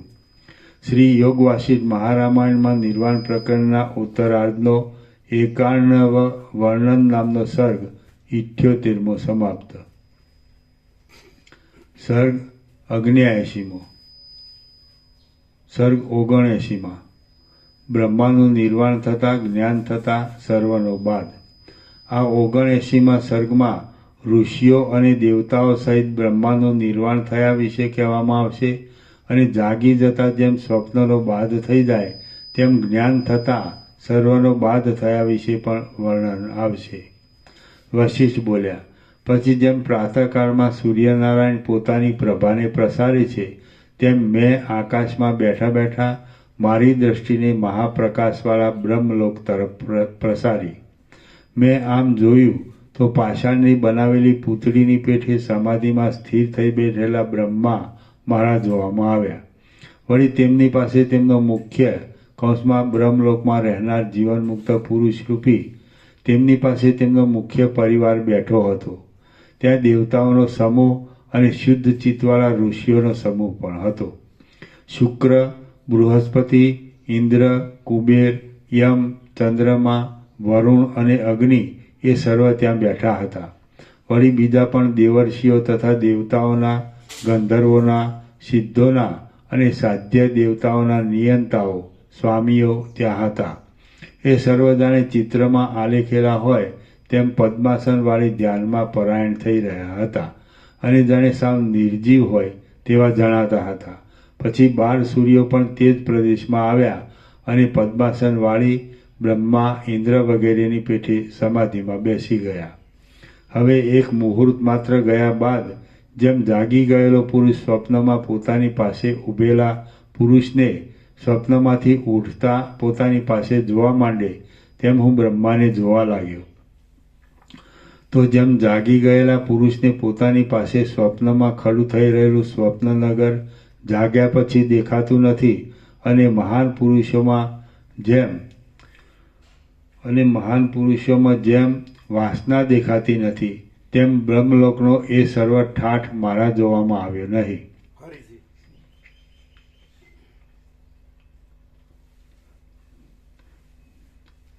તો જેમ જાગી ગયેલા પુરુષને પોતાની પાસે સ્વપ્નમાં ખડું થઈ રહેલું સ્વપ્નનગર જાગ્યા પછી દેખાતું નથી અને મહાન પુરુષોમાં જેમ વાસના દેખાતી નથી તેમ બ્રહ્મલોકનો એ સર્વ ઠાઠ મારા જોવામાં આવ્યો નહીં. જેમ પૃથ્વીમાં અચાનક આવી પડેલા કોઈ કઠિન ઉત્પાત વડે નાશ પામી ગયેલું નગર અરણ્યના જેવું શૂન્ય જણાય છે તેમ બ્રહ્માના સંકલ્પ માત્રથી ખડો થઈ રહેલો બ્રહ્મલોક સાવ અરણ્યની પેઠે શૂન્ય જણાવા લાગ્યો. ઋષિઓ, મુનિઓ, દેવતાઓ, વેદો અને વિદ્યાધર આદિ બ્રહ્મલોકના સર્વ રહેવાસીઓ પણ નિર્વાણને લીધે શૂન્ય રૂપ જ જણાતા હતા. છતાં તેમનું પૂર્વરૂપ ક્યાંય પણ પ્રતીતિમાં આવતું ન હતું. પછી મેં આકાશમાં રહી સમાધિથી જોયું તો બ્રહ્માની પેઠે એ સર્વ નિર્વાણને પ્રાપ્ત થઈ ગયેલું મારા સમજવામાં આવ્યું. તેઓ વાસનામાં લીન થઈ જવાથી અદૃશ્ય થઈ ગયા હતા.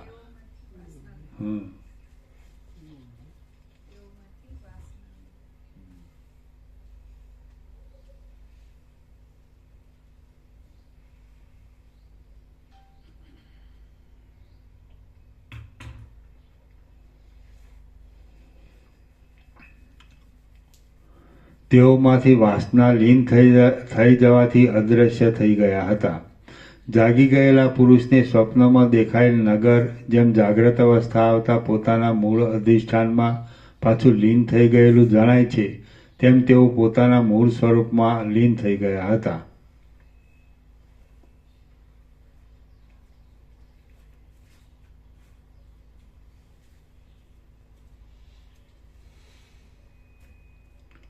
આ દેહ વાસ્તવિક દ્રષ્ટિથી જોઈએ તો ચિદાકાશ રૂપ જ છે.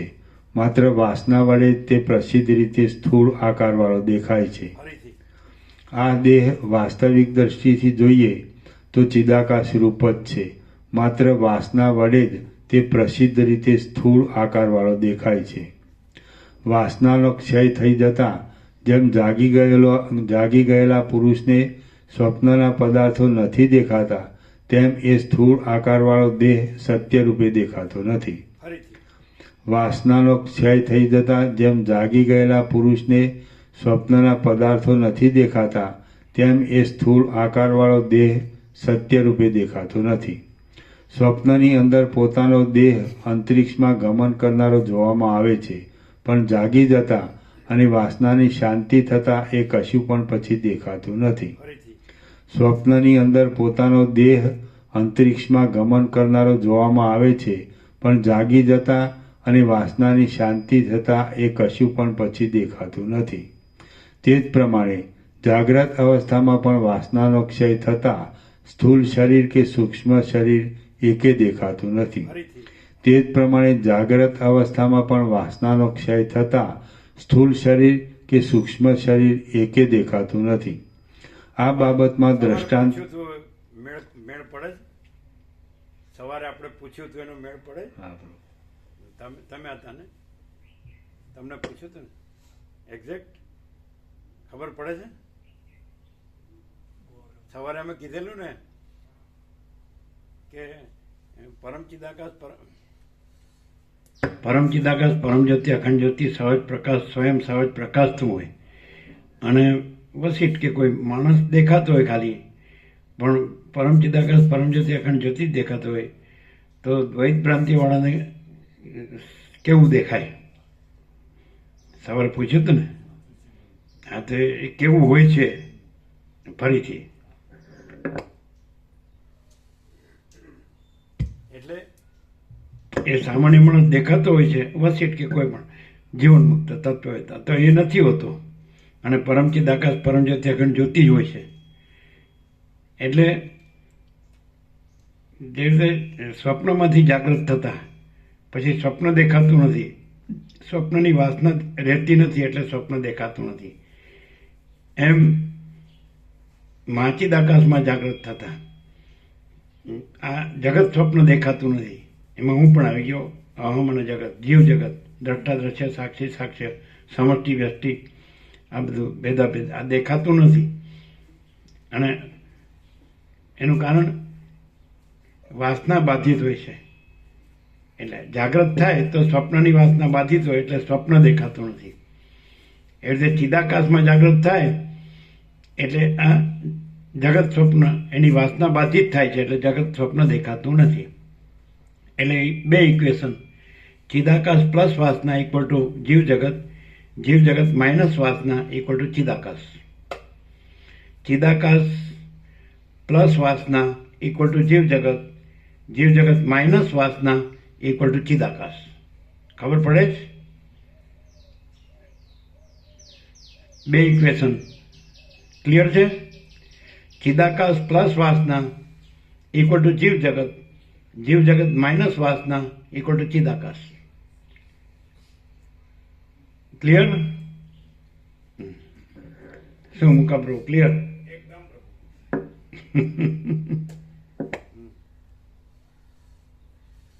અહીં વાસનાનો અર્થ જે લોકો કરે છે એ નહીં, વાસનાનો અર્થ કલ્પના.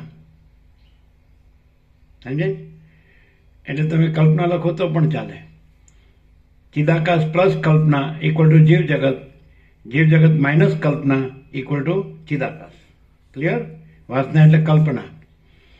અને ચોથો પરમાત્મા તત્વ પ્રકાશમાં છેલ્લું વાક્ય છે 108માં પાને, બ્રહ્મ જ તત્વ જગત કલ્પના. પરમાત્મા તત્વ પ્રકાશ, ચોથો ભાગ, 108 પાનાનો. એમાં છેલ્લું વાક્ય નીચે, બ્રહ્મ જ તત્વ જગત કલ્પના. ક્લિયર? વર્ષો પહેલાનું. એ તો કાળા પ્રભુએ બનાવ્યું હતું ને સર્વોદયમાં, સર્વોદય પ્રિન્ટિંગ પ્રેસ માણસા. ઘણા વર્ષો થઈ ગયા. શરૂમાં જ પહેલો ભાગ કર્યો હતો એ માધા બેચરના પ્રેસમાં, આણંદ, મોટું પ્રેસ હતું. કાળા પ્રભુ ત્યાં લઈ ગયા હતો. ત્યાં બેઠા બેઠા 2.5 દિવસમાં એ કર્યો હતો. પછી બીજો, પછી ત્રીજો, ચોથો, પાંચમો. વર્ષો પહેલા બ્રહ્મ જ તત્વ જગત કલ્પના. એટલે રઘુવીર આપેલું પેપરમાં. એમાં ટાઇટલ હતું, તારી અંદર રહેલો પરમાત્મા જગતના કોઈ પણ ગુરુ કરતાં અનંત ગણો મહાન છે. અને આ વસ્તુ એણે આપેલી, બ્રહ્મ જ તત્વ જગત કલ્પના.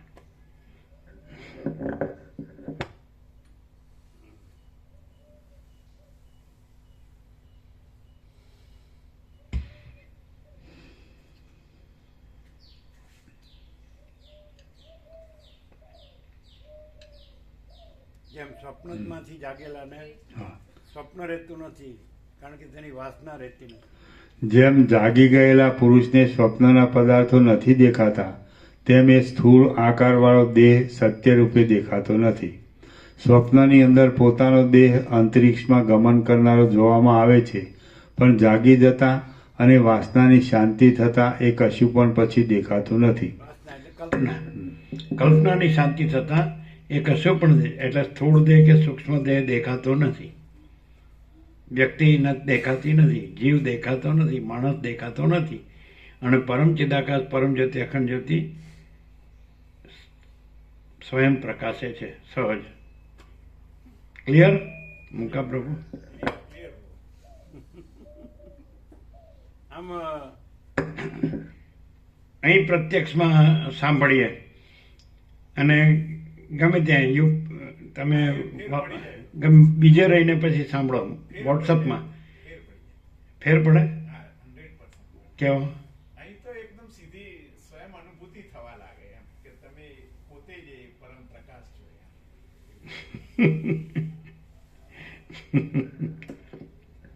કોદર પ્રભુ એમ કીધેલું કે આ જીવન મુક્તના લક્ષણો સાંભળતા આપને માટે જ વસીઠે લખ્યું હોય એમ લાગે છે. સાંભળ્યું પ્રભુ. તમે સાંભળ્યું? એ અમે એવો જે કોદર પ્રભુનો વિચાર આવ્યો ને એ અમે સાંભળતા હતા ને ત્યારે અમને પણ એવું જ લાગેલું કે આ બિલકુલ પ્રભુ પોતે જ પ્રકાશ છે. અને બાળપણમાં જ કીધેલું, વજ્રેશ્વરી માતા, ગણેશપુરીની 4 કિલોમીટર આ બાજુ વજ્રેશ્વરી નદી છે, થાણાથી જવાય. તો શ્રીફળ વધાર્યું એટલે એમાં ફૂલ નીકળ્યું, એટલે ફૂલ લઈ લીધું. એટલે અરુણ પ્રભુના જે ફૈબા હતા અત્યારે વાત કરતા હોય છે ને, નિરૂમાં કહેતા હોય છે, ત્યાં છે ને બેટ દ્વારકા, અત્યારે 84 થયા છે. એટલે ત્યારે એ પણ યંગ હતા, અમે તો એનાથી નાના. એટલે કે આ ફૂલ લે ને એને સંતાન થાય, એણે એવું કીધું. એટલે અમે એમ કીધું એ જ વખતે, એ જ ક્ષણે વિચારો વચ્ચે વિચાર ન આવે, નિરપેક્ષતમાં વચ્ચે કાંઈ ન આવે, હું ન આવે, જગતે ન આવે, કોઈ ઈશ્વરે ન આવે ને કોઈ સૃષ્ટિએ ન આવે. તરત જ કીધું, બ્રહ્મ અમારું માનસ પુત્ર હજો. આ વર્ષો પહેલા પૂર્વાશ્રમમાં, બ્રહ્મ અમારું માનસ પુત્ર હજો. સમજે? એ માનસ પુત્ર આ વશિષ્ઠ. સમજે? અને આ પરમ ચિદાકાશ, પરમ જ્યોતિ, અખંડ જ્યોતિ. હું પરમ ચિદાકાશ, પરમ જ્યોતિ, અખંડ જ્યોતિ છું. હું મહાચિદાકાશ, સ્વયં પ્રકાશ, સંપૂર્ણ પ્રકાશ છું. હું પૂર્ણ બ્રહ્મ, અનંત તેજગન, અનંત ચિતઘન છું. હું પરમાકાશ, કેવલ અનંત શુદ્ધ તેજઘન છું. હું પરમાકાશ, અખિલ આત્મા, પૂર્ણ બ્રહ્મ, પરમાત્મા છું. હું પરમ ચિદાકાશ, પરમ જ્યોતિ, અખંડ જ્યોતિ છું. તો માનસ પુત્ર એટલે કલ્પના પુત્ર, અને કલ્પના નથી એટલે કલ્પના પુત્ર નથી. એટલે પોતે કલ્પના પુત્ર પોતે જ કે છે, હું આ વસિત નથી અને હું પરમ ચિદાકાશ, પરમ જ્યોતિ, અખંડ જ્યોતિ છું. ત્યાં એટલે નિરપેક્ષ સતની ને યોગવાસીના તત્વો બધી એકરૂપતા ક્યાં થાય છે? महाचिदाकाश सब कुछ है, मैं कुछ नहीं है। महाचिदाकाश स्वयं प्रकाश संपूर्ण प्रकाश, महाचिदाकाश स्वसंवेद्य सहज निर्विकल्प, महाचिदाकाश परम कैवल्य परम शांति। क्लियर? तो आ जग्या है परम चिदाकाश, परम तीर्थ, परम शांति, ब्रह्म विद्या मंदिर, परम चिदाकाश, परम तीर्थ। पर અમે બધાને પૂછ્યું કે બધા મહાતીર્થોમાં જાઓ છો તો આ જગ્યા કેવી છે? વસિત પ્રકાશ, સરળ શ્રવણ, અખંડ પૂર્ણ તત્વબોધ। એટલે શું? વસિત પ્રકાશ, પરમ ચિદાકાશ, પરમ જ્યોતિ, અખંડ જ્યોતિ, સોનું, કુદરતનો ખોળો એટલે ભગવાનનું ઘર, સુગંધ, સોનામાં સુગંધ। ક્લિયર છે? એવું લાગે છે? કુદરત પ્રભુ, ધનજી પ્રભુ, એવું લાગે છે? તો આટલા વર્ષ ક્યાં ગયા હતા? સ્વપ્નમાં। તો પછી જાગ્રત થાવ। વસિત રામને કહે છે, હે રામ જાગ્રત થાવ, જાગ્રત થાવ, એવું અંદર આવે છે। નિર્વિકલ્પ સમાધિમાંથી વ્યુત્થાન કરે છે। વસિત વાલ્મીકી કહે છે, આમને ઘણું પ્રભુ કાર્ય કરવાનું છે, નિર્વિકલ્પમાંથી સીધા પરબ્રહ્મમાં જતા ન રહે તો પાછા નહીં આવે। એટલે લીન તો થયા હતા, એટલે સૂક્ષ્મ રૂપ ચૈતન્ય રૂપે પ્રવેશ કરી એમની સુષુમ્ણામાં અને અમને જાગૃત કર્યા। હે રામ જાગૃત થાવ, જાગૃત થાવ, છે કે નહીં? નિર્વાણ પૂર્વાર્ધ છે ને? એટલે ઉપસમના એન્ડમાં રામ વસિતને સાંભળતા સાંભળતા નિર્વિકલ્પ સમાધિમાં આવી જાય છે, આવી જાય જ ને ઉપસમના એન્ડમાં। અને પછી વસિત એને વાલ્મીકી વિશ્વામિત્રના કહેવાથી જાગૃત કરે।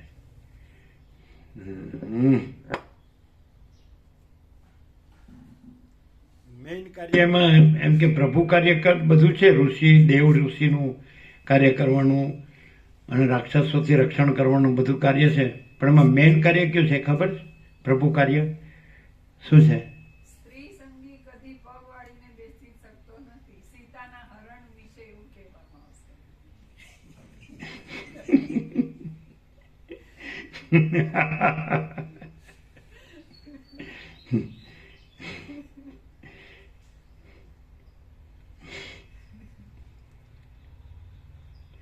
પણ તો સુશીલ પ્રભુ એમ કે ખુરશીમાં બેઠા હોય તો પગ વળાઈને બેસવાની જરૂર નહીં, પગ નીચે જ રહે।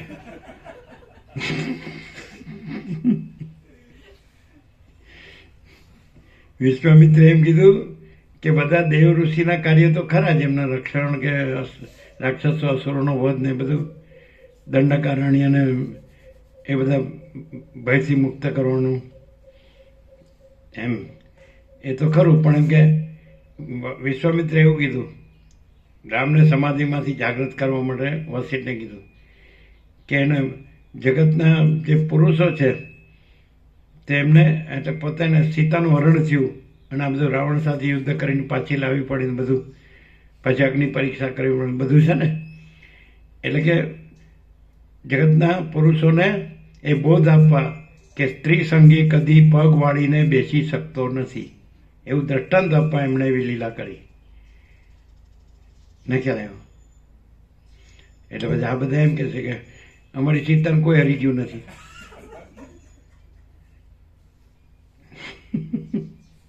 ચાલો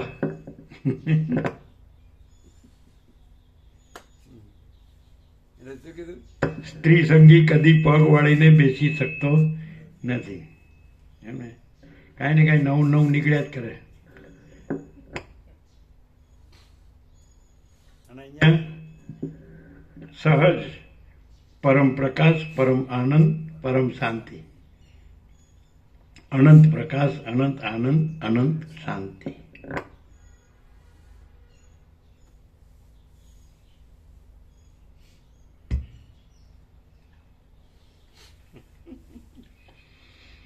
સ્વપ્નની અંદર પોતાનો દેહ અંતરિક્ષમાં ગમન કરનારો જોવામાં આવે છે, પણ જાગી જતા અને વાસનાની શાંતિ થતાં એ કશું પણ પછી દેખાતું નથી। તે જ પ્રમાણે જાગ્રત અવસ્થામાં પણ વાસનાનો ક્ષય થતાં સ્થૂળ શરીર કે સૂક્ષ્મ શરીર એકે દેખાતું નથી। આ બાબતમાં દ્રષ્ટાંત રૂપે સ્વપ્નનો અનુભવ પ્રસિદ્ધ છે। ઠેઠ બાળક સુધી આ વાત પ્રસિદ્ધ છે અને પ્રસિદ્ધપણે અનુભવમાં આવે તથા સાંભળવામાં તેમજ સ્મરણમાં આવે એવી છે. જે શઠ પુરુષ પોતાના અનુભવની વાતને પણ કબૂલ ન કરે તે આ પારમાર્થિક ઉપદેશની બાબતમાં ત્યાગ કરવા યોગ્ય છે. ફરીથી જે શઠ પુરુષ પોતાના અનુભવની વાતને પણ કબૂલ ન કરે સત્પુરુષ નહીં, શઠ પુરુષ. શઠ પણ સંભળાય છે સત્પુરુષ, એવું સંભળાય કે નહીં? જો જો શઠ પુરુષ પણ આમ સંભળાય છે સત્પુરુષ, એવું સંભળાય છે કે નહીં? જે શઠ પુરુષ, સમજે? એકચ્યુઅલી શઠ છે એનું અભ્રંશ શેઠ થઈ ગયું, શઠનું અભ્રંશ શેઠ થઈ ગયું, સમજે? ચાલો, જે સત્પુરુષ નહીં, શઠ પુરુષ. જે શઠ પુરુષ પોતાના અનુભવની વાતને પણ કબૂલ ન કરે તે આ પારમાર્થિક ઉપદેશની બાબતમાં ત્યાગ કરવા યોગ્ય છે. કેમ કે જે જાગતા છતાં ઢોંગથી સૂઈ ગયા જેવો થઈ રહ્યો હોય તેને કોણ જગાડી શકે? ફરીથી જેમ કે કેમ કે જાગતા છતાં ઢોંગથી સૂઈ ગયા. કેમ કે જાગતા છતાં ઢોંગથી સૂઈ ગયા જેવો થઈ રહ્યો હોય તેને કોણ જગાડી શકે? વાસનાને કારણરૂપ ન માનીએ તો જેમ દેહના કારણથી અનુભવમાં આવતું સ્વપ્ન દેહનો અભાવ થતાં પછી જોવામાં આવતું નથી, તેમ તે દેહનો અભાવ થતાં દેહના સંયોગથી દેખાતો આ પ્રપંચ પણ પછી નથી એમ માનવામાં આવે.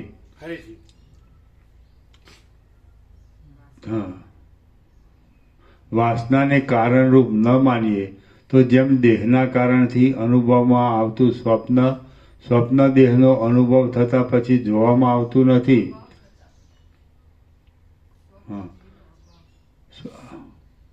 વાસનાને કારણરૂપ ન માનીએ તો જેમ દેહના કારણથી અનુભવમાં આવતું સ્વપ્ન દેહનો અભાવ થતાં પછી જોવામાં આવતું નથી, તેમ તે દેહનો અભાવ થતાં દેહના સંયોગથી દેખાતો આ પ્રપંચ પણ પછી નથી એમ માનવામાં આવે.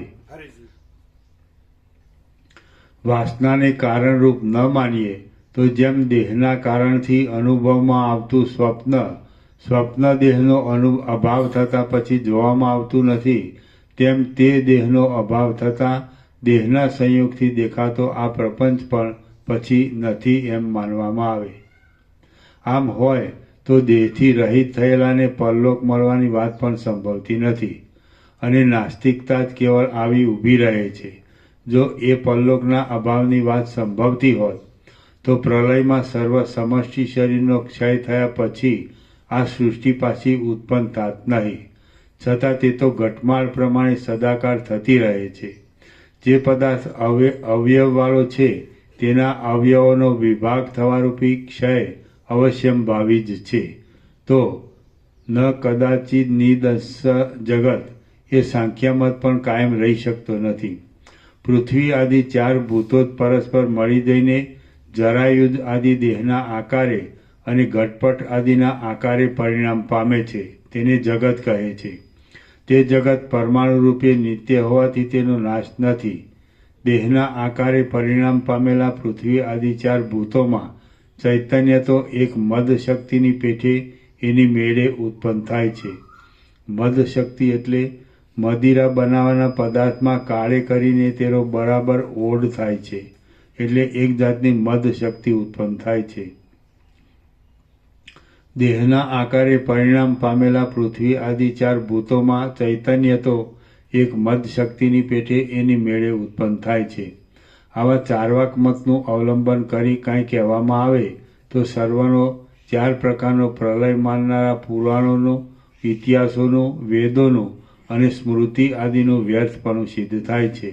હે મહાબુદ્ધિશાળી રામચંદ્રજી, સાવ નિર્દોષ એવા વેદ, પુરાણ, ઇતિહાસ આદિને જો કદાચિત એ ચાર્વાક મતવાળાઓ પ્રલય, ધર્મ, અધર્મ ઇત્યાદિના નિર્ણયની બાબતમાં અપ્રમાણરૂપ ગણે તો લોભ, દ્વેષ, વિષયાભિલાષ વગેરે અસંખ્ય દોષો વડે દૂષિત અને આ વાજણી સ્ત્રીએ સેંકડો પુત્ર જણ્યા છે એ વાક્યના જેવા સાવ મિથ્યા એવા એ ચારવાકના વાક્યને કેમ પ્રમાણરૂપ ગણી શકાય? વળી જગતનો ઉચ્છેદ થઈ જવાના હેતુથી પણ એ ચારવાક મત આદર આપવા યોગ્ય નથી. હે પ્રિય રામચંદ્રજી, એ વાતને એક બાજુ રાખી હું તમને બીજું કહું તે સાંભળો. જીવને મદ શક્તિની પેઠે કૃત્રિમ ઉત્પન્ન થયેલો માનવામાં આવે તો પછી દેહનો નાશ થતાં તેનો પણ નાશ થઈ જવાથી દેશાંતરોમાં મરી ગયેલા મનુષ્યોનું પિશાચ આદિ દેહરૂપે થવું, પોતાના દેશમાં આવવું અને બીજાના શરીરમાં પ્રવેશ કરવો વગેરે જે વાત જોવામાં આવે છે તે સિદ્ધ થતી નથી. કદાચિત ચારવાક તરફથી કહેવામાં આવે કે જ્યાં સુધી દેહ રહે છે ત્યાં સુધી હું પિશાચગ્રસ્ત છું એવી એક જાતની ભ્રાંતિ જ મનુષ્યના ચિત્તમાં પેસી જાય છે, તો તેના પોતાના જ મત પ્રમાણે પ્રત્યક્ષ સિવાય બીજા પ્રમાણ ન સ્વીકાર્યાથી તેના પોતાના વચનરૂપી પ્રમાણને પ્રમાણરૂપ જ ગણી શકાતું નથી. હવે જો કેટલીક યુક્તિઓથી 6 પ્રમાણો સિદ્ધ ડાયરેક્ટ અનુભવ હોય, here and now at this very moment, અહીંને અત્યારે જ આ જ ક્ષણે નિત્ય નૂતન પ્રકાશ, હું પરમ ચિદાકાશ પરમ જ્યોતિ અખંડ જ્યોતિ છું. એ તો છું જ, પણ એમ કે એવો ભ્રમ થયો હોય કે હું આ માણસ છું અને આ જગત છે. બરાબર છે કે નહીં? જો ક્લિયર, ડાયરેક્ટ, નો વાયા મીડિયા, 0 નો કોમ્પ્રોમાઇઝ, સીધો આત્મ સાક્ષાત્કાર, સેલ્ફ રિયલાઇઝેશન. હું છે કે નહીં? હું જોજો, ચોખ્ખો હું, પ્યોર હું, કેવળ હું જેને કહેવાય ને, તો એ હું છે, શુદ્ધ હું. તો એ શુદ્ધ ચૈતન્ય છે કે નહીં? Pure consciousness, infinite pure consciousness. બરાબર છે? તો એ શુદ્ધ ચૈતન્ય છે, એમાં દેહ છે, એ પોતે દેહ છે, એ પોતે દેહ છે, શુદ્ધ ચૈતન્ય, એ પોતે દ્રશ્ય છે. સમજાય છે કે નહીં? તો શુદ્ધ હું છે, જે રમણ કહે છે ને સાચો હું ને ખોટો હું, તો જે પોતે દેહ નથી, જે શુદ્ધ હું, શુદ્ધ ચૈતન્ય, પ્યોર કોન્શિયસનેસ, તો એ એમ કે હું દેહ છું તો એ ખોટો હું, અને હું શુદ્ધ ચૈતન્ય છું, પ્યોર કોન્શિયસનેસ, તો એ સાચો હું. તો એ શુદ્ધ ચૈતન્ય છે, એ જ હું પરમ ચિદાકાશ પરમ જ્યોતિ અખંડ જ્યોતિ છું. કારણ કે એના સિવાય બીજું ચૈતન્ય નથી. અલ્ટિમેટ રિયાલિટી ઇન ટોટાલિટી, અંતિમ સત્ય, સત્ય સંપૂર્ણતામાં, તો પરમ ચિદાકાશ પરમ જ્યોતિ અખંડ જ્યોતિ જ શુદ્ધ ચૈતન્ય છે. મહાચિદાકાશ સ્વયં પ્રકાશ સંપૂર્ણ પ્રકાશ જ શુદ્ધ ચૈતન્ય છે. પૂર્ણ બ્રહ્મ અનંત તેજગણ અનંત ચિદગણ જ શુદ્ધ ચૈતન્ય છે. પરમાકાશ કેવલ આનંદ શુદ્ધ તેજગણ જ શુદ્ધ ચૈતન્ય છે. પરમાકાશ અખિલ આત્મા પૂર્ણ બ્રહ્મ, પરમાકાશ અખિલ આત્મા પૂર્ણ બ્રહ્મ પરમાત્મા જ શુદ્ધ ચૈતન્ય છે. હું શુદ્ધ ચૈતન્ય છું. હું દેહ નથી, દ્રશ્ય નથી. મારામાં દેહ નથી, મારામાં દ્રશ્ય નથી. હું દેહમાં નથી, હું દ્રશ્યમાં નથી. હું શુદ્ધ ચૈતન્ય જ પરમ ચિદાકાશ પરમ જ્યોતિ અખંડ જ્યોતિ છું, પ્યોર કોન્શિયસનેસ. હું શુદ્ધ ચૈતન્ય જ મહાચિદાકાશ સ્વયં પ્રકાશ, કારણ કે એના સિવાય બીજું શુદ્ધ ચૈતન્ય નથી. અગર તો શુદ્ધ ચૈતન્ય સિવાય બીજું પરમ ચિદાકાશ મહાચિદાકાશ નથી, પૂર્ણ બ્રહ્મ નથી, અગર તો પરમાકાશ નથી, પરમાત્મા નથી, વાઇસ વર્સા. ક્લિયર? હું શુદ્ધ ચૈતન્ય જ, કારણ કે એના સિવાય બીજું પરમ ચિદાકાશ પરમ જ્યોતિ અખંડ જ્યોતિ નથી. આગળ તો પરમ ચિદાકાશ પરમ જ્યોતિ અખંડ જ્યોતિ સિવાય શુદ્ધ ચૈતન્ય નથી. એટલે એક જ છે. એટલે હું શુદ્ધ ચૈતન્ય છું, પ્યોર કોન્શિયસનેસ. હું દેહ નથી, દ્રશ્ય નથી. મારામાં દેહ નથી, દ્રશ્ય નથી. સમજાય? હું દેહમાં નથી, દ્રશ્યમાં નથી, અને દેહ દ્રશ્ય કાંઈ નથી. સમજાય? એટલે હું શુદ્ધ ચૈતન્ય પરમ ચિદાકાશ પરમ જ્યોતિ અખંડ જ્યોતિ છું. હું શુદ્ધ ચૈતન્ય મહાચિદાકાશ સ્વયં પ્રકાશ સંપૂર્ણ પ્રકાશ છું. હું શુદ્ધ ચૈતન્ય પૂર્ણ બ્રહ્મ અનંત તેજગણ અનંત ચિતગણ છું. હું શુદ્ધ ચૈતન્ય પરમાકાશ કેવલ અનંત શુદ્ધ તેજગણ છું. હું શુદ્ધ ચૈતન્ય પરમાકાશ અખિલ આત્મા પૂર્ણ બ્રહ્મ પરમાત્મા છું. પૂર્ણ વિરામ. ક્લિયર છે? Pure consciousness. દેહ છે એ શુદ્ધ ચૈતન્ય નથી, દ્રશ્ય છે એ શુદ્ધ ચૈતન્ય નથી, અને શુદ્ધ ચૈતન્ય દેહ નથી ને દ્રશ્ય નથી, અને શુદ્ધ ચૈતન્ય પરમ ચિદાકાશ પરમ જ્યોતિ અખંડ જ્યોતિ છે. હું શુદ્ધ ચૈતન્ય છું. હું પરમ ચિદાકાશ પરમ જ્યોતિ અખંડ જ્યોતિ છું. ક્લિયર? બોલો મુકા પ્રભુ. હે ને? ચલો.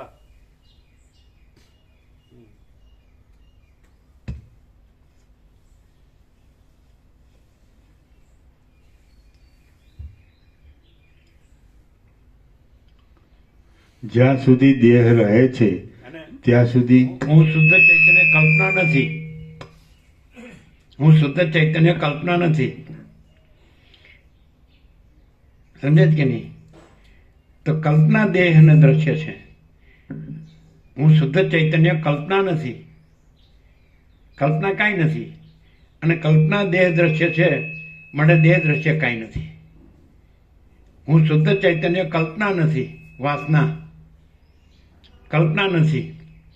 વાસના એટલે કલ્પના. લૌકિક અર્થ કરે છે એ નહીં. કલ્પના, ઇમેજિનેશન. બરાબર છે? હું શુદ્ધ ચૈતન્ય કલ્પના નથી.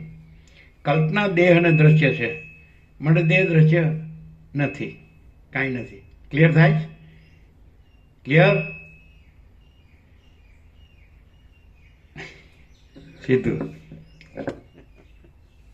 ચાલો.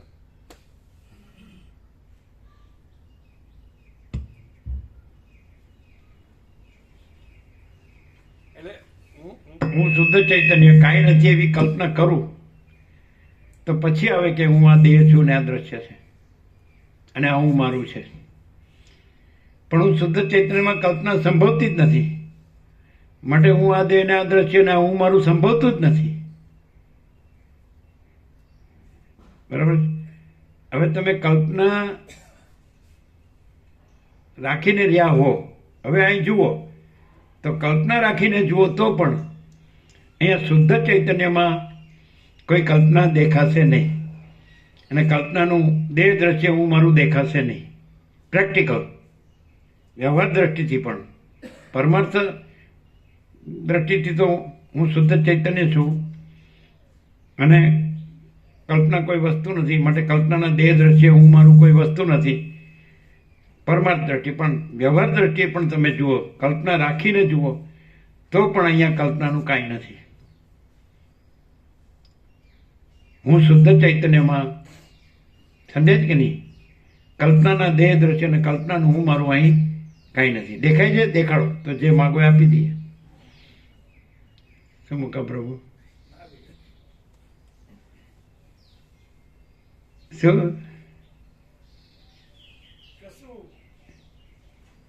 કલ્પના દ્રષ્ટિથી જુઓ તો પણ કલ્પના નથી એવું દેખાય અને શુદ્ધ ચૈતન્ય દેખાય. કેવી રીતે? અહીંયા તમે કલ્પનાથી રહ્યા હો, બરાબર, અને એ કલ્પના દ્રષ્ટિથી તમે અહીં જુઓ તો તમને અહીં શુદ્ધ ચૈતન્ય જ અનુભવાય ને કલ્પના ન અનુભવાય. કઈ રીતે? કારણ કે કલ્પનાના દેહ દ્રશ્ય હું મારુંનું અહીં કાંઈ નથી. કલ્પનાના દેહ દ્રશ્ય હું મારુંનું અહીં કાંઈ નથી. અને શુદ્ધ ચૈતન્ય તો છે. શુદ્ધ ચૈતન્ય છે એ કેવી રીતે? કોણ પ્રકાશે છે? એ શુદ્ધ ચૈતન્ય. કલ્પના વગર, કલ્પનાના દેહ દ્રશ્ય હું મારું વગર જે શુદ્ધ ચૈતન્ય પ્રકાશ છે એ કોણ પ્રકાશે છે? એ શુદ્ધ ચૈતન્ય, એ પરમ ચિદાકાશ પરમ જ્યોતિ અખંડ જ્યોતિ છે. ક્લિયર છે? તમે સાતખંડના 800 કરોડ જુઓ અને એક પણ કલ્પના વગરનો દેહ દ્રશ્ય હું મારું વગરનો હોય તો લાવો. છે ક્લિયર? સાતખંડના 800 કરોડ એ કાંઈ નથી એવી કલ્પના. કલ્પના છે નહીં. દેહ દ્રશ્ય હું મારું છે નહીં. જન્મ પહેલા ક્યાં હતું, મરી ગયા પછી ક્યાં છે, તો અત્યારે ક્યાં છે? એટલે એ ભ્રાંતિ જ છે. ભ્રમ, ભ્રાંતિ, ઇલ્યુઝન. એ છે જ નહીં. આભાસ માત્ર, ઇમેજિનેશન, એપિયરન્સ, આભાસ માત્ર, કાંઈ છે જ નહીં. સ્વપ્ન જેવું, ઝાંઝવાના જળ જેવું, અસત, અસાર, દુઃખ, મિથ્યા, નાશવંત. સ્વપ્ન જેવું, ઝાંઝવાના જળ જેવું, મૃગ તૃષ્ણાના જળ જેવું, કાંઈ છે જ નહીં. સ્વયંમાં ચિદાકાશ આખું એકલું પ્રકાશે છે. સ્વયંમાં ચિદાકાશ આખું એકલું પ્રકાશે છે. પ્રત્યક્ષ સાક્ષાત. તો આપણે બીજે હોઈએ, ઉત્તરકાશીમાં હોય કે ગાંધીનગરમાં હોય, વોટ્સઅપ સાંભળીએ, અથવા ગીરના જંગલમાં હોઈએ, ગમે ત્યાં, અને અહીં પ્રત્યક્ષમાં હોઈએ, તો શું ફેર પડે? એનો પ્રત્યક્ષ પ્રકાશ પોતે અનુભવાય. કલ્પના કે દેહ દ્રશ્ય કે હું મારું આમ શોધવા જાઓ તો જડે કેમ? આમ દેખાય છે ને, સામાન્ય માણસ દેખાય છે ને બધા જેવું. ઇનેટ પ્રકાશ. એટલે કઈ રીતે એમ સિદ્ધ થાય કે સ્વયં પ્રકાશ છે? એટલે સ્વયં એટલે પોતે પ્રકાશ છે, અને કલ્પનાના દેહ દ્રશ્ય હું મારું નથી, એ કેવી રીતે સિદ્ધ થાય? સામાન્ય માણસ જેવું દેખાતું હોય ને. કારણ કે એની અંદરથી એટલો શુદ્ધ પ્રકાશ આવે છે પ્રભુ, કે સાચો જિજ્ઞાસુ અથવા તો સાચો જો શાંતિનો ચાહક હોય તો એના અહીં અત્યારે એવી અનુભૂતિ તરત થવા લાગે. અને નહીતર એ ના હોય ને તો પ્રભુ એનામાંથી એવું આવે નહીં, એમ બીજું કંઈક આવે.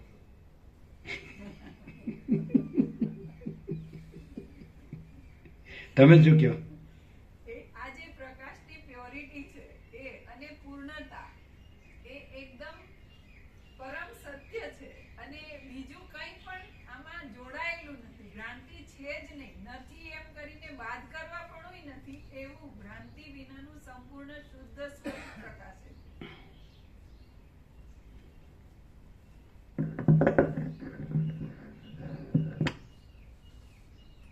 કેટલું છે? કેટલો બાકી છે?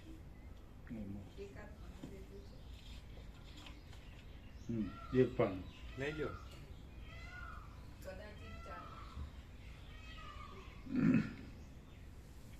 એટલો બધો ના, કદાચિત ચારવાક તરફથી કહેવામાં આવે કે જ્યાં સુધી દેહ રહે છે ત્યાં સુધી હું પિશાચગ્રસ્ત છું. એવી એક જાતની ભ્રાંતિ જ મનુષ્યના ચિત્તમાં પેસી જાય છે, તો તેના પોતાના જ મત પ્રમાણે પ્રત્યક્ષ સિવાય બીજા પ્રમાણ ન સ્વીકાર્યાથી તેના પોતાના વચનરૂપી પ્રમાણને પ્રમાણરૂપ જ ગણી શકાતું નથી. હવે જો કેટલીક યુક્તિઓથી 6 પ્રમાણો સિદ્ધ થવાને લીધે પ્રત્યક્ષ સિવાયના બીજા પણ પ્રમાણો સ્વીકારવામાં આવે તો પછી તેમના મત પ્રમાણે જ અનેક પ્રમાણોથી સિદ્ધ પિશાચ આદિ ભાવ સત્ય ઠરે છે, અને શબ્દ આદિ પ્રમાણ માનતા પરલોક, સ્વર્ગ, નરક આદિ પણ નિર્દોષ શ્રુતિ આદિ પ્રમાણો વડે સિદ્ધ છે. તેથી તે શા માટે સત્ય ન હોય? જો કદાચિત પિશાચના અસ્તિત્વ વિશેના પ્રમાણને સત્યરૂપ ન માનવામાં આવે તો મદ શક્તિવાળા સુરા આદિ પદાર્થના માદકપણા વિશેના પ્રમાણને પણ સત્યરૂપ માની શકાય નહીં. જો કદાચિત તેને પણ સત્ય માનવામાં આવે તો પછી સ્વર્ગ, નરક આદિ પરલોકની સ્થિતિ પણ કેમ અસત્ય કહી શકાય? શુદ્ધ ચૈતન્ય જે પ્યોર કોન્શિયસનેસ છે, હું પ્યોર કોન્શિયસનેસ છું. હું કલ્પના નથી. દેહ દ્રશ્ય હું મારું નથી. બરાબર? તો હું શુદ્ધ ચૈતન્ય સ્વયં પ્રકાશ છું, અને હું શુદ્ધ ચૈતન્ય સ્વસંવેદ્ય છું, પોતાથી જ અનુભવાય હું. અને હું શુદ્ધ ચૈતન્ય સહજ નિર્વિકલ્પ છું. પોતામાં પોતાનો કોઈ જ વિકલ્પ નથી. એટલે પોતામાં પોતા વિના બીજું કાંઈ જ નથી. જેમ સૂર્યમાં સૂર્ય વિના બીજું કાંઈ જ નથી, આકાશમાં આકાશ વિના બીજું કાંઈ જ નથી, મહાસાગરમાં મહાસાગર વિના બીજું કાંઈ નથી. એમ હું અનંત શુદ્ધ ચિદાકાશમાં, હું અનંત શુદ્ધ ચિદાકાશ વિના બીજું કાંઈ નથી. હું શુદ્ધ ચૈતન્યમાં, હું શુદ્ધ ચૈતન્ય વિના બીજું કાંઈ નથી. હું મહાચિદાકાશ સ્વસંવેદ્ય સહજ નિર્વિકલ્પ. ક્લિયર? ક્લિયર? હું મહાચિદાકાશ સ્વયં પ્રકાશ સંપૂર્ણ પ્રકાશ છું, હે ને? હું પૂર્ણ બ્રહ્મ અનંત તેજઘન અનંત ચિતઘન છું ને? હું પરમ ચિદાકાશ પરમ જ્યોતિ અખંડ જ્યોતિ છું. હવે કોઈ એમ કે આ વિચારવાણી શબ્દ અર્થ છે, તો તમે એપિયરન્સથી જુઓ છો એટલે તમને વિચારવાણી શબ્દ અર્થ લાગે છે, પણ તમે એને પ્રકાશથી જુઓ તો એ પરમ ચિદાકાશ પરમ જ્યોતિ અખંડ જ્યોતિ છે. વિચારવાણી શબ્દ અર્થ નથી, આકાર નથી, એ નિરાકાર છે. તમે મહાસાગરને જળને આકારથી જુઓ તો તમે કહો આ મોજા છે ને, પણ તમે એને જળ રૂપે જુઓ તો એ મહાસાગર છે, આકાર નથી, માટે મોજા નથી. એમ વિચારવાળી શબ્દ એ આકારથી જુઓ તમે શુદ્ધ ચૈતન્યને એટલે તમને આકાર ભાષે, પણ તમે શુદ્ધ ચૈતન્ય જુઓ તે અનંત નિરાકાર પરબ્રહ્મ આકાશ પ્રકાશ, અનંત નિરાકાર પરબ્રહ્મ આકાશ પ્રકાશ. તો એમાં વિચારવાણી શબ્દ એવો કોઈ આકાર નથી. એપિયરન્સથી જુઓ તો તમને વિચારવાણી શબ્દ અર્થ લાગે. કોઈ માણસ સામાન્ય માણસ લાગે ને બોલતો લાગે ને સાંભળતા લાગે અને બધું દ્રશ્ય લાગે, પણ કોઈ આકાર નથી. ક્લિયર છે? અનંત એકરસ નિરાકાર મહાચિદાકાશ, અનંત એકરસ નિરાકાર સચ્ચિદાનંદ છે. અનંત એકરસ નિરાકાર મહાચિદાકાશ, અનંત એકરસ નિરાકાર સચ્ચિદાનંદ છે. સત ચૈતન્ય આનંદ. સત ઇક્વલ ટુ અનંત સર્વવ્યાપી પરિપૂર્ણ પરમ અસ્તિત્વ. ચિદ ઇક્વલ ટુ અનંત સર્વવ્યાપી પરિપૂર્ણ પરમ ચૈતન્ય. અને આનંદ ઇક્વલ ટુ અનંત સર્વવ્યાપી પરિપૂર્ણ પરમ આનંદ. કે નહીં? એ સચ્ચિદાનંદ.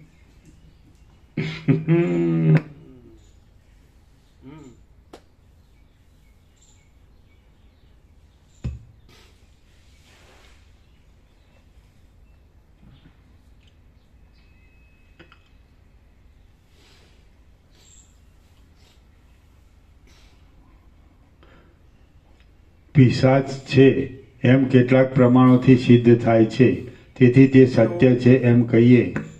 હું કેવળ પરબ્રહ્મ અખંડ સચ્ચિદાનંદ છું. હું પોતે આનંદપૂર્ણ પરબ્રહ્મ છું, સ્વપ્રકાશ, સ્વયં સિદ્ધ, સ્વયં પ્રકાશ, સ્વયં પૂર્ણ સ્વસ્વરૂપ. અવિદ્યા વાસના ચિત્ત અહમ જગત છે જ નહીં. હું કેવળ પરબ્રહ્મ અખંડ સચ્ચિદાનંદ છું. હું કેવળ અખંડ જ્યોતિ સ્વરૂપ પરમાત્મા છું. હું અમાપ સચ્ચિદાનંદ ઘન પરમાકાશ છું.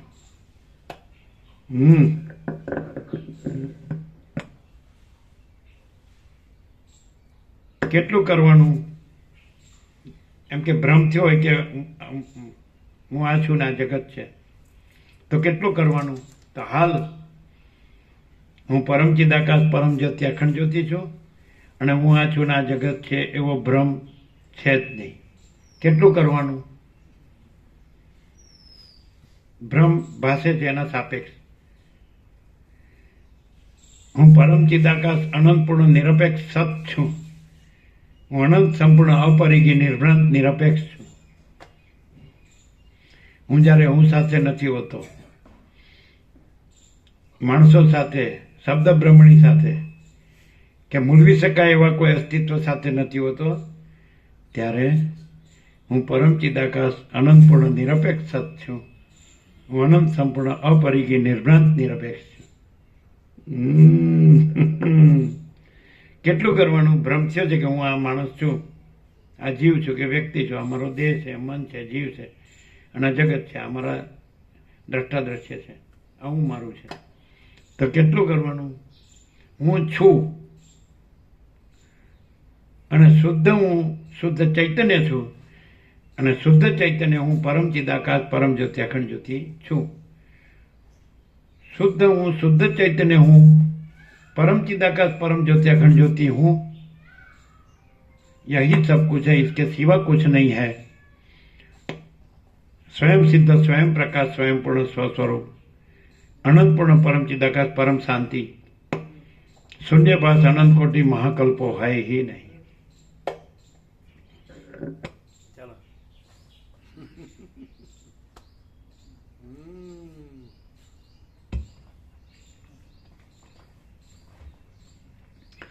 પિશાચ છે એમ કેટલાક પ્રમાણોથી સિદ્ધ થાય છે, તેથી તે સત્ય છે એમ કહીએ તો પછી મરી ગયા પછી પરલોક છે એ વાત અનુભવ બળથી અને શ્રુતિ બળ આદિથી સિદ્ધ છે, તેમાં શા માટે સત્યતા ન માની શકાય? પિશાચના વળગાડવાળા પુરુષને પોતાના દેહમાં કાકતાલીયાની પેઠે અકસ્માત પિશાચની પ્રતીતિ થઈ આવે છે. તેને જો પ્રમાણરૂપ માનવામાં આવે તો પછી અતિ પ્રબળ શ્રુતિ આદિ પ્રમાણો વડે સિદ્ધ એવી પરલોકની પ્રતીતિ નથી એમ કેમ કહી શકાય? કાકતાલી એટલે કાગડાનું બેસવું અને તાડનું પડવું, જેમ અચાનક રીતે બને તેમ. સાક્ષી ચૈતન્ય અંદર જે પદાર્થને જેવા જેવા રૂપે દેખે છે તેવા તેવા રૂપે તેને અનુભવે છે, પછી તે ભલે સત્ય હોય કે અસત્ય હોય. સાક્ષી ચૈતન્ય અંદર જે પદાર્થને જેવા જેવા રૂપે દેખે છે તેવા તેવા રૂપે તેને અનુભવે છે, પછી તે ભલે સત્ય હોય કે અસત્ય હોય. આ વાત અનુભવથી સિદ્ધ છે. જો મરી ગયા પછી પરલોક છે એ વાત યથાર્થ જ છે. સાક્ષી ચૈતન્ય છે એ પોતામાં કોઈ કલ્પના ન દેખે, કોઈ દેહ દ્રશ્ય હું મારું ન દેખે. તો રામ હૃદયમાં રામે હનુમાનને શું કીધું કે બુદ્ધિ અવિદ્યા છે અને આભાસ કદી સત્ય નથી હોતો, અને સાક્ષી પરમાત્મા છે. સાક્ષી પરમાત્માનું બુદ્ધિ અવિદ્યા એટલે ભ્રાંતિ, એમાં પ્રતિબિંબ ચિદાભાસ, ચિદાભાસ સહિત બુદ્ધિ અહમરૂપ જીવ. તો બુદ્ધિ અવિદ્યા છે એટલે ભ્રાંતિ એટલે છે જ નહીં. આભાસ એટલે ચિદાભાસ, પ્રતિબિંબ અહમરૂપ જીવ છે જ નહીં, અને સાક્ષી પરમાત્મા છે. એક જ લાઈનમાં, એક જ સેન્ટેન્સમાં રામે હનુમાનને અધ્યાત્મ રામાયણમાં શરૂઆતમાં આ રામ હૃદય કીધું. એને ક્લિયર? રામ કીધું, હનુમાન હું તને પરમાત્મા, આત્મા અને અનાત્માનું તત્વ કહું છું. પરમાત્મા, આત્મા અને અનાત્માનું તત્વ કહું છું. તો અનાત્મા એટલે શું? ચિદાભાસ સહિત બુદ્ધિ અહમરૂપ જીવ. કારણ કે બુદ્ધિ અવિદ્યા છે, આભાસ કદી સત્ય હોતો નથી, એટલે ચિદાભાસ સહિત બુદ્ધિ અહમરૂપ જીવ એ અનાત્મા, આત્મા નથી. અને એને જોનાર નથી, એને જોનાર. જેમ કે જાગ્રત છે એ સ્વપ્નમાં સ્વપ્ન પુરુષને જુએ છે કે નહીં? તો એ અનાત્મા. અને જોનાર તરીકે, એને જાણનાર તરીકે સાક્ષી, પણ સ્વપ્ન નથી, તો પછી સાક્ષીપણાનો આરોપ પણ નથી, અને સ્વયં પરમાત્મા છે. એટલે અનાત્મા, આત્મા અને પરમાત્મા. આ ચિદાભાસ સહિત બુદ્ધિ અહમરૂપ જીવ અનાત્મા, અને પરમાત્મા એને કાંઈ નથી એવા આ અનાત્માને જાણનાર તરીકે સાક્ષી એટલે આત્મા. પણ એ જ્ઞાતા અને જ્ઞેય બેય નથી. જાણનાર અને જે જણાય છે કાંઈ નથી એવો આભાસ અહમરૂપ જીવ, તો બેય નથી, એટલે પછી પરમાત્મા. ક્લિયર છે? અનાત્મા નથી માટે આત્મા કેવા પણ નથી. અનાત્માને જુએ તો પરમાત્માને આત્માનો આરોપ થાય, સાક્ષી તુર્ય, અને પરમાત્મા તુર્યાતીત. સમજાય છે? પછી હું તુર્યાતીત, અજરામર, અખંડ અવિનાશી છું. હું પરમાકાશ, અજરામર, અખંડ અવિનાશી છું. તો આત્મા પણ નથી ને અનાત્મા પણ નથી. સમજાય? એ તો દ્વૈત છે. પરમાત્મા ઉપર જે અનાત્માને જોનાર તરીકે આત્માનો આરોપ છે, પણ જે અનાત્મા છે જ નહીં માટે આત્માનો આરોપ છે જ નહીં. અને હું કેવળ અખંડ જ્યોતિ સ્વરૂપ, હું કેવળ અખંડ જ્યોતિ સ્વરૂપ પરમાત્મા છું, તુર્યાતીત. ક્લિયર છે?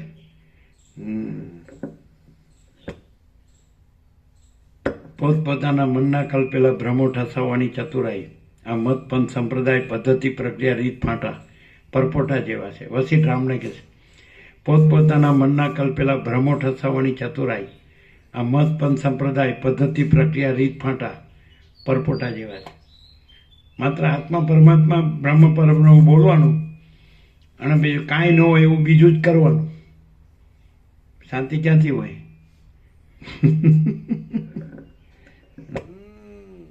અને આમાં તો આત્મા પરમાત્મા બ્રહ્મ પરબ્રહ્મ વસિષ્ઠ રામને કહે છે કે શબ્દો કલ્પિત છે, શબ્દો જ નથી.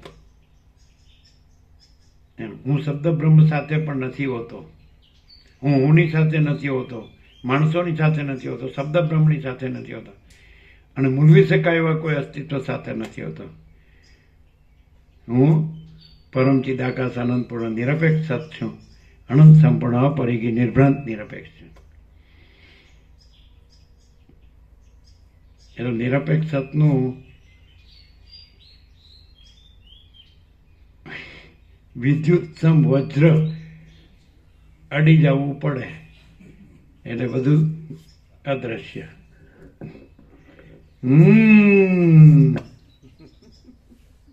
ચાલો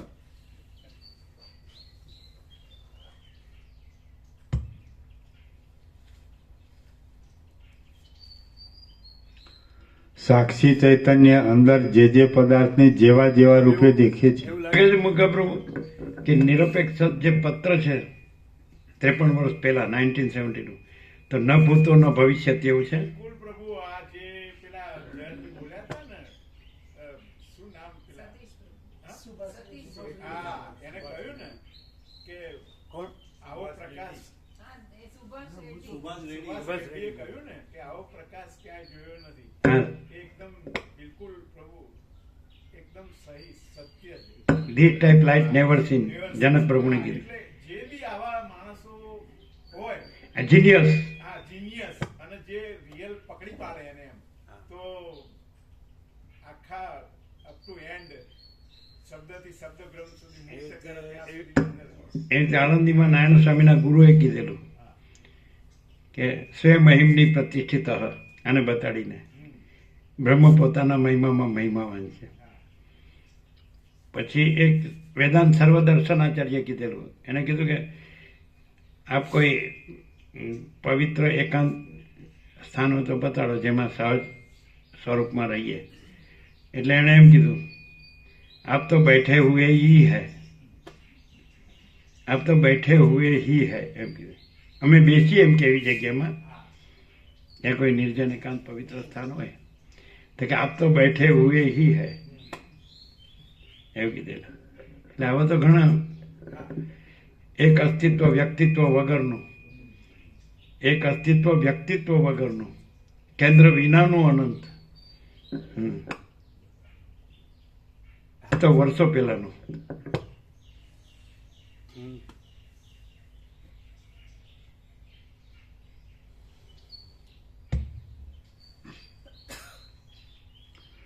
સાક્ષી ચૈતન્ય અંદર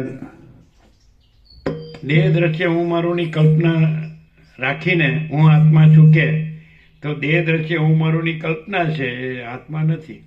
અને દેહ દ્રશ્ય હું મારુંની કલ્પના નથી, અને શુદ્ધ હું છે, શુદ્ધ ચૈતન્ય છે, તો હું પરમ ચિદાકાશ પરમ છે અખંડ જ્યોતિ છું. અને ન કહું તોય ઇનેટ. અને પેલું દેહ દ્રશ્ય હું મારુંની કલ્પના રાખીને ગમે એટલું હું આત્મા છું કયો, તો એ કલ્પના આત્મા નથી. અને કલ્પના ન રાખીને હું આત્મા છું ન કયો, તોય હું આત્મા છું. ક્લિયર છે? ચાલો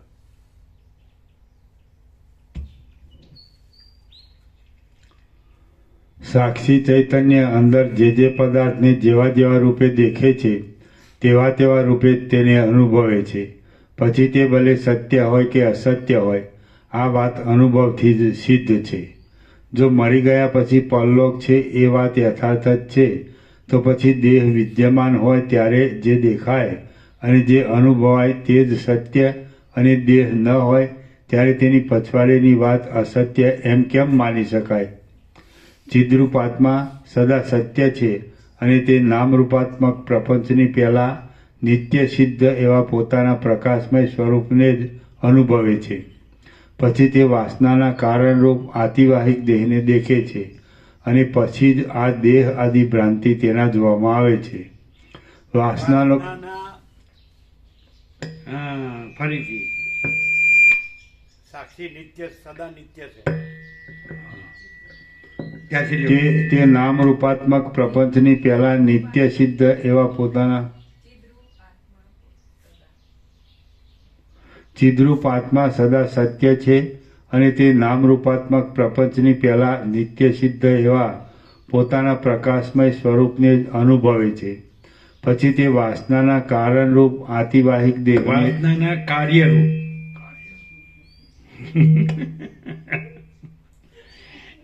આ પ્રક્રિયાવાળાને તો ખબર પડે એવું નથી.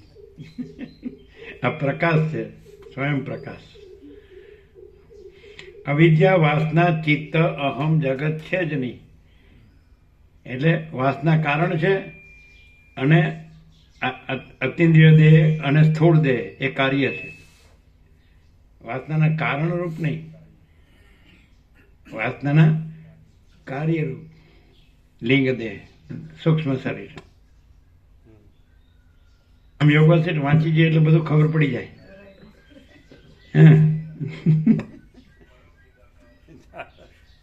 ચલો, વાસના એટલે કલ્પના. કલ્પના કારણ છે અને લિંગ દેહ કાર્ય છે અને સ્થૂળ દેહ એનું કાર્ય છે.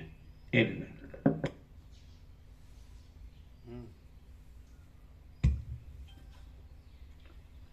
ચિદ્રૂપ આત્મા સદા સત્ય છે અને તે નામરૂપાત્મક પ્રપંચની પહેલા નિત્ય સિદ્ધ એવા પોતાના પ્રકાશમય સ્વરૂપને જ અનુભવે છે. એટલે સ્વસંવેદ્ય છે. એટલે પોતે પોતાને અનુભવે છે. નામરૂપાત્મક પ્રપંચની પહેલા પોતે અનાદિ સિદ્ધ સત છે અને પોતાના એવા સ્વરૂપને અનુભવે છે. પોતે શુદ્ધ ચૈતન્ય છે, પોતે પરમ ચિદાકાશ, પરમ જ્યોતિ, અખંડ જ્યોતિ છે. અને નામરૂપાત્મક પ્રપંચ છે જ નહીં અને થતો જ નથી.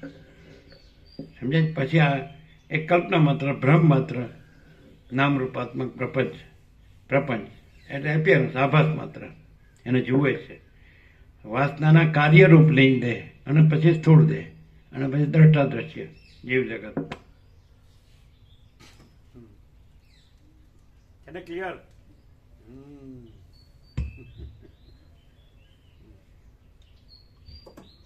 ચિદ્રૂપ આત્મા સદા સત્ય છે અને તે નામરૂપાત્મક પ્રપંચની પહેલા નિત્ય સિદ્ધ એવા પોતાના પ્રકાશમય સ્વરૂપને જ અનુભવે છે. પછી તે વાસનાના કાર્યરૂપ આતિવાહિક દેહને દેખે છે અને પછી જ આ દેહ આદિ ભ્રાંતિ તેના જોવામાં આવે છે. વાસનાનો ક્ષય થતાં આતિવાહિક દેહનો ક્ષય થઈ જાય. દ્રષ્ટા વાસનાનો ક્ષય થાય તો જ આતિવાહિક દેહનો અને દેહાદિક દ્રશ્યનો ક્ષય થાય. એટલે વાસના કારણ છે અને આતિવાહિક દેહ અને દેહ સ્થૂળ દેહ કાર્ય છે. એટલે માણસ વાસના રાખીને ગમે એટલું વેદાંત બ્રહ્મજ્ઞાન ફાડે ને તોય શાંતિ ન થાય. અને કલ્પના છોડે ને તો સહજ પરમ શાંતિ છે. એને સીધું હમણાં કીધું ને કે ડાયરેક્ટ શું કરવું પડે? કલ્પના કાંઈ નથી. એટલે શું છે પછી? હું પરમ ચિદાકાશ, પરમ જ્યોતિ, અખંડ જ્યોતિ છું. છે ને સીધું. વાસનાનો ક્ષય થતા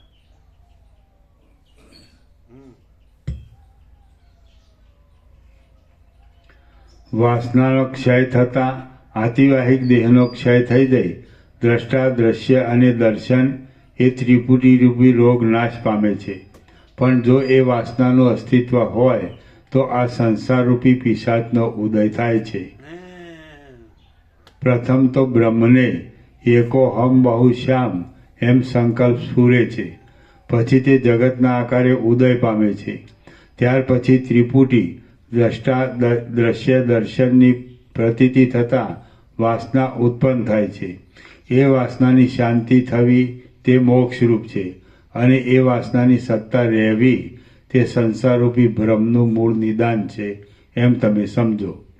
વસ્તુતઃ વિચાર કરીએ તો પરબ્રહ્મમાં અસંભવ હોવાને લીધે વાસના પ્રથમ ઉત્પન્ન જ થયેલી નથી અને અધ્યારોપ દ્રષ્ટિથી તેને ઉત્પન્ન થયેલી માનવામાં આવે તો પણ તે જ્ઞાનનો ઉદય થતાં સત્ય પરબ્રહ્મ રૂપ જ છે. વસ્તુતઃ વિચાર કરીએ તો પરબ્રહ્મમાં અસંભવ હોવાને લીધે વાસના પ્રથમ ઉત્પન્ન જ થયેલી નથી અને અધ્યારોપ દ્રષ્ટિથી તેને ઉત્પન્ન થયેલી માનવામાં આવે તો પણ તે જ્ઞાનનો ઉદય થતાં સત્ય પરબ્રહ્મ રૂપ જ છે. હે રામચંદ્રજી, આવી જાતનું જે જ્ઞાન થવું તેને જ વિદ્વાનો નિર્વાણ રૂપે સમજે છે, અને એ સંબંધમાં ખરું ન સમજાતા જે અજ્ઞાન રહ્યા કરે તે જ બંધરૂપ છે એમ તમે સમજો. પરમાત્મા એક જ્ઞાન ઘન રૂપે સર્વત્ર ભરપૂર છે, અને તે સવિકલ્પ નિર્વિકલ્પ રૂપે અનુભવમાં આવે છે. તે જ પોતાની મેળે અજ્ઞાન દશામાં બહાર અનેક રૂપે સ્ફુરેલ દેખાય છે, અને જ્ઞાન દશામાં એ કશા રૂપે ન સ્ફુરતા સ્વસ્વરૂપમાં સ્થિત રહે છે. ચિદાત્માને અંતર્મુખ રાખવો એ વિવેકીઓની દ્રષ્ટિમાં એક સહજ વાત છે. ચિદાત્માને અંતર્મુખ રાખવો એ વિવેકીઓની દ્રષ્ટિમાં એક સહજ વાત છે. તેમાં બંધની દ્રષ્ટિ કે મોક્ષની દ્રષ્ટિ કે તત્સંબંધી સાધન કે તેનો કલેશ ક્યાંથી હોય? ચિદાત્માને બહિર્મુખ કરવામાં આવે તો બંધન જ છે. તેને બહિર્મુખ ન થવા દેતા અંતર્મુખ કરી દઈ સ્વસ્વરૂપમાં સ્થિર રાખવામાં આવે તો તે પોતે જ પરમ મંગળમય મોક્ષ સ્વરૂપ છે. જગત સાવ મિથ્યા છે, અને તે ચિદાત્મા બહિર્મુખ થતાં ખડું થઈ જઈ સત્યના જેવું ભાસે છે. જડતા વિનાની સુષુપ્તિના જેવી જ્ઞાનમય દશા જ મોક્ષરૂપ કહેવાય છે, અને તેમાં ત્રિપુટીની કલ્પના કરવામાં આવે છે તે જાગ્રત અવસ્થા બંધરૂપ છે એમ વિવેકીઓનું કહેવું છે. આમાંથી જે દશા તમને રૂચતી હોય તેમાં તમે સુખથી રહો. તમે વાસનાનો ક્ષય કરી નાખો અને અનંત, અનાદિ, દ્વિત્વ, એકત્વ આદિ સંખ્યાથી રહિત, શૂન્યતા રહિત અને સ્વચ્છ એક પરબ્રહ્મ રૂપ થઈને રહો. આમ તમે નિશંક અને બંધથી રહિત થાઓ તથા આકાશના જેવા શુદ્ધ, નિર્વિકાર અને વિશાળ ચિત્તવાળા થાઓ. શ્રી યોગ વાસિષ્ઠ મહારામાયણમાં નિર્વાણ પ્રકરણના ઉત્તરાર્ધનો વાસના ભાવ પ્રતિપાદન નામનો સર્ગ 79મો સમાપ્ત. ઓમ ઓમ ઓમ. 1378.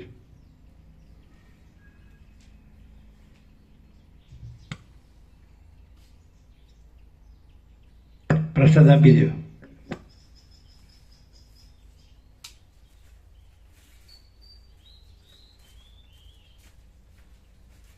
એક્ઝેક્ટ 9 પણ ઉપર પણ 9 છે. પૂર્ણાંક, પૂર્ણ બ્રહ્મ ટ્રુથ એબ્સોલ્યુટ, ત્યાં ઉપર પણ 9 છે, જવામાં પણ 9 છે ને એક્ઝેક્ટ 1378.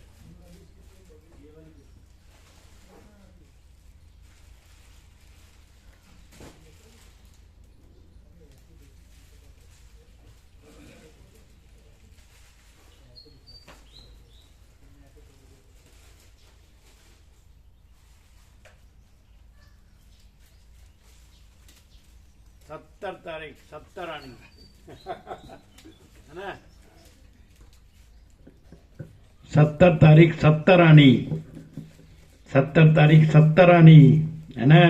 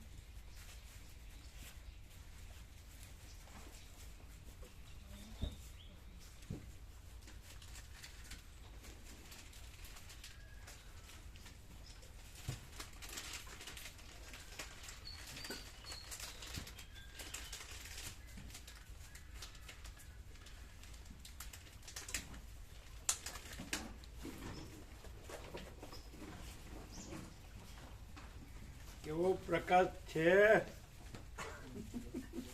प्रकाश प्रकाश ही है, प्रकाश के सिवा कुछ नहीं।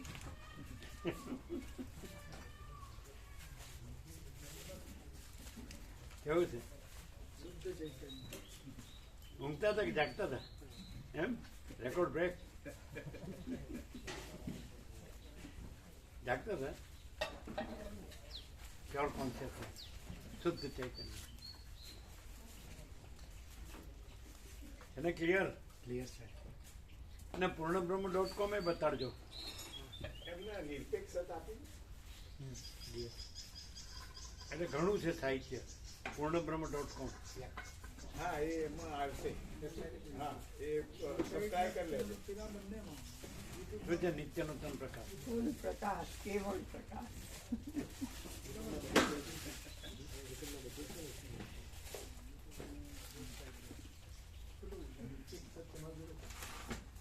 हाँ दिया दिया દિયા? विवो की दरकार भी दिया। હા કેમ છે રમા માંડીને? સારું છે. પેલા પૂછતા હતા તમે અહીંયા હતા ને ત્યારે હા રવિવારે, હા તમારા ભાઈ પૂછતા હતા કે ત્યાં છો તમે, અહીંયા છો એમ હા વાત થઈ હતી. હા પછી વાત નથી થઈ. સુશીલ ફોન આવ્યો હતો ને? હા હા એટલે કામ હતું કઈ? ના એટલે કામ એટલે વાત નથી થઈ પ્રભુ અમારે એમની સાથે. કેવો પ્રકાશ? एकदम आर पार। એમને ફોન આવ્યો હા પ્રભુ એટલે કદાચ કઈ કામ હોય તો. હા મળવા આવવું હોય ને એટલે. બરાબર.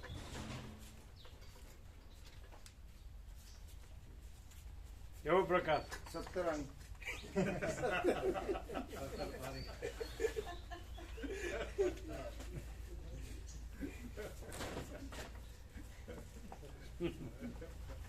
આર પાર મહાચિદાકાશ કૈવલ્ય અણિશુદ્ધ આર પાર कैवल्य सदा एक रूप ऑल इज वन. महाचिदाकाश खुद रहा है, दूसरा नहीं है. महाचिदाकाश ऊपर कोई प्रभाव नहीं है. महाचिदाकाश ऊपर कोई प्रभाव नहीं. कैसा गुजराती क्लियर? हाँ क्लियर। शुद्ध चैतन्य.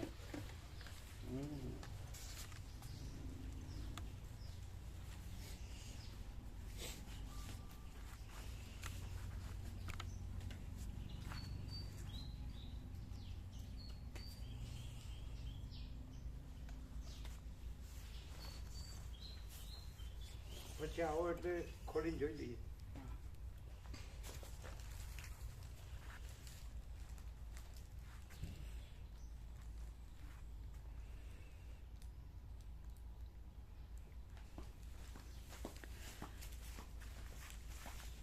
આ લઈ લેજો. હા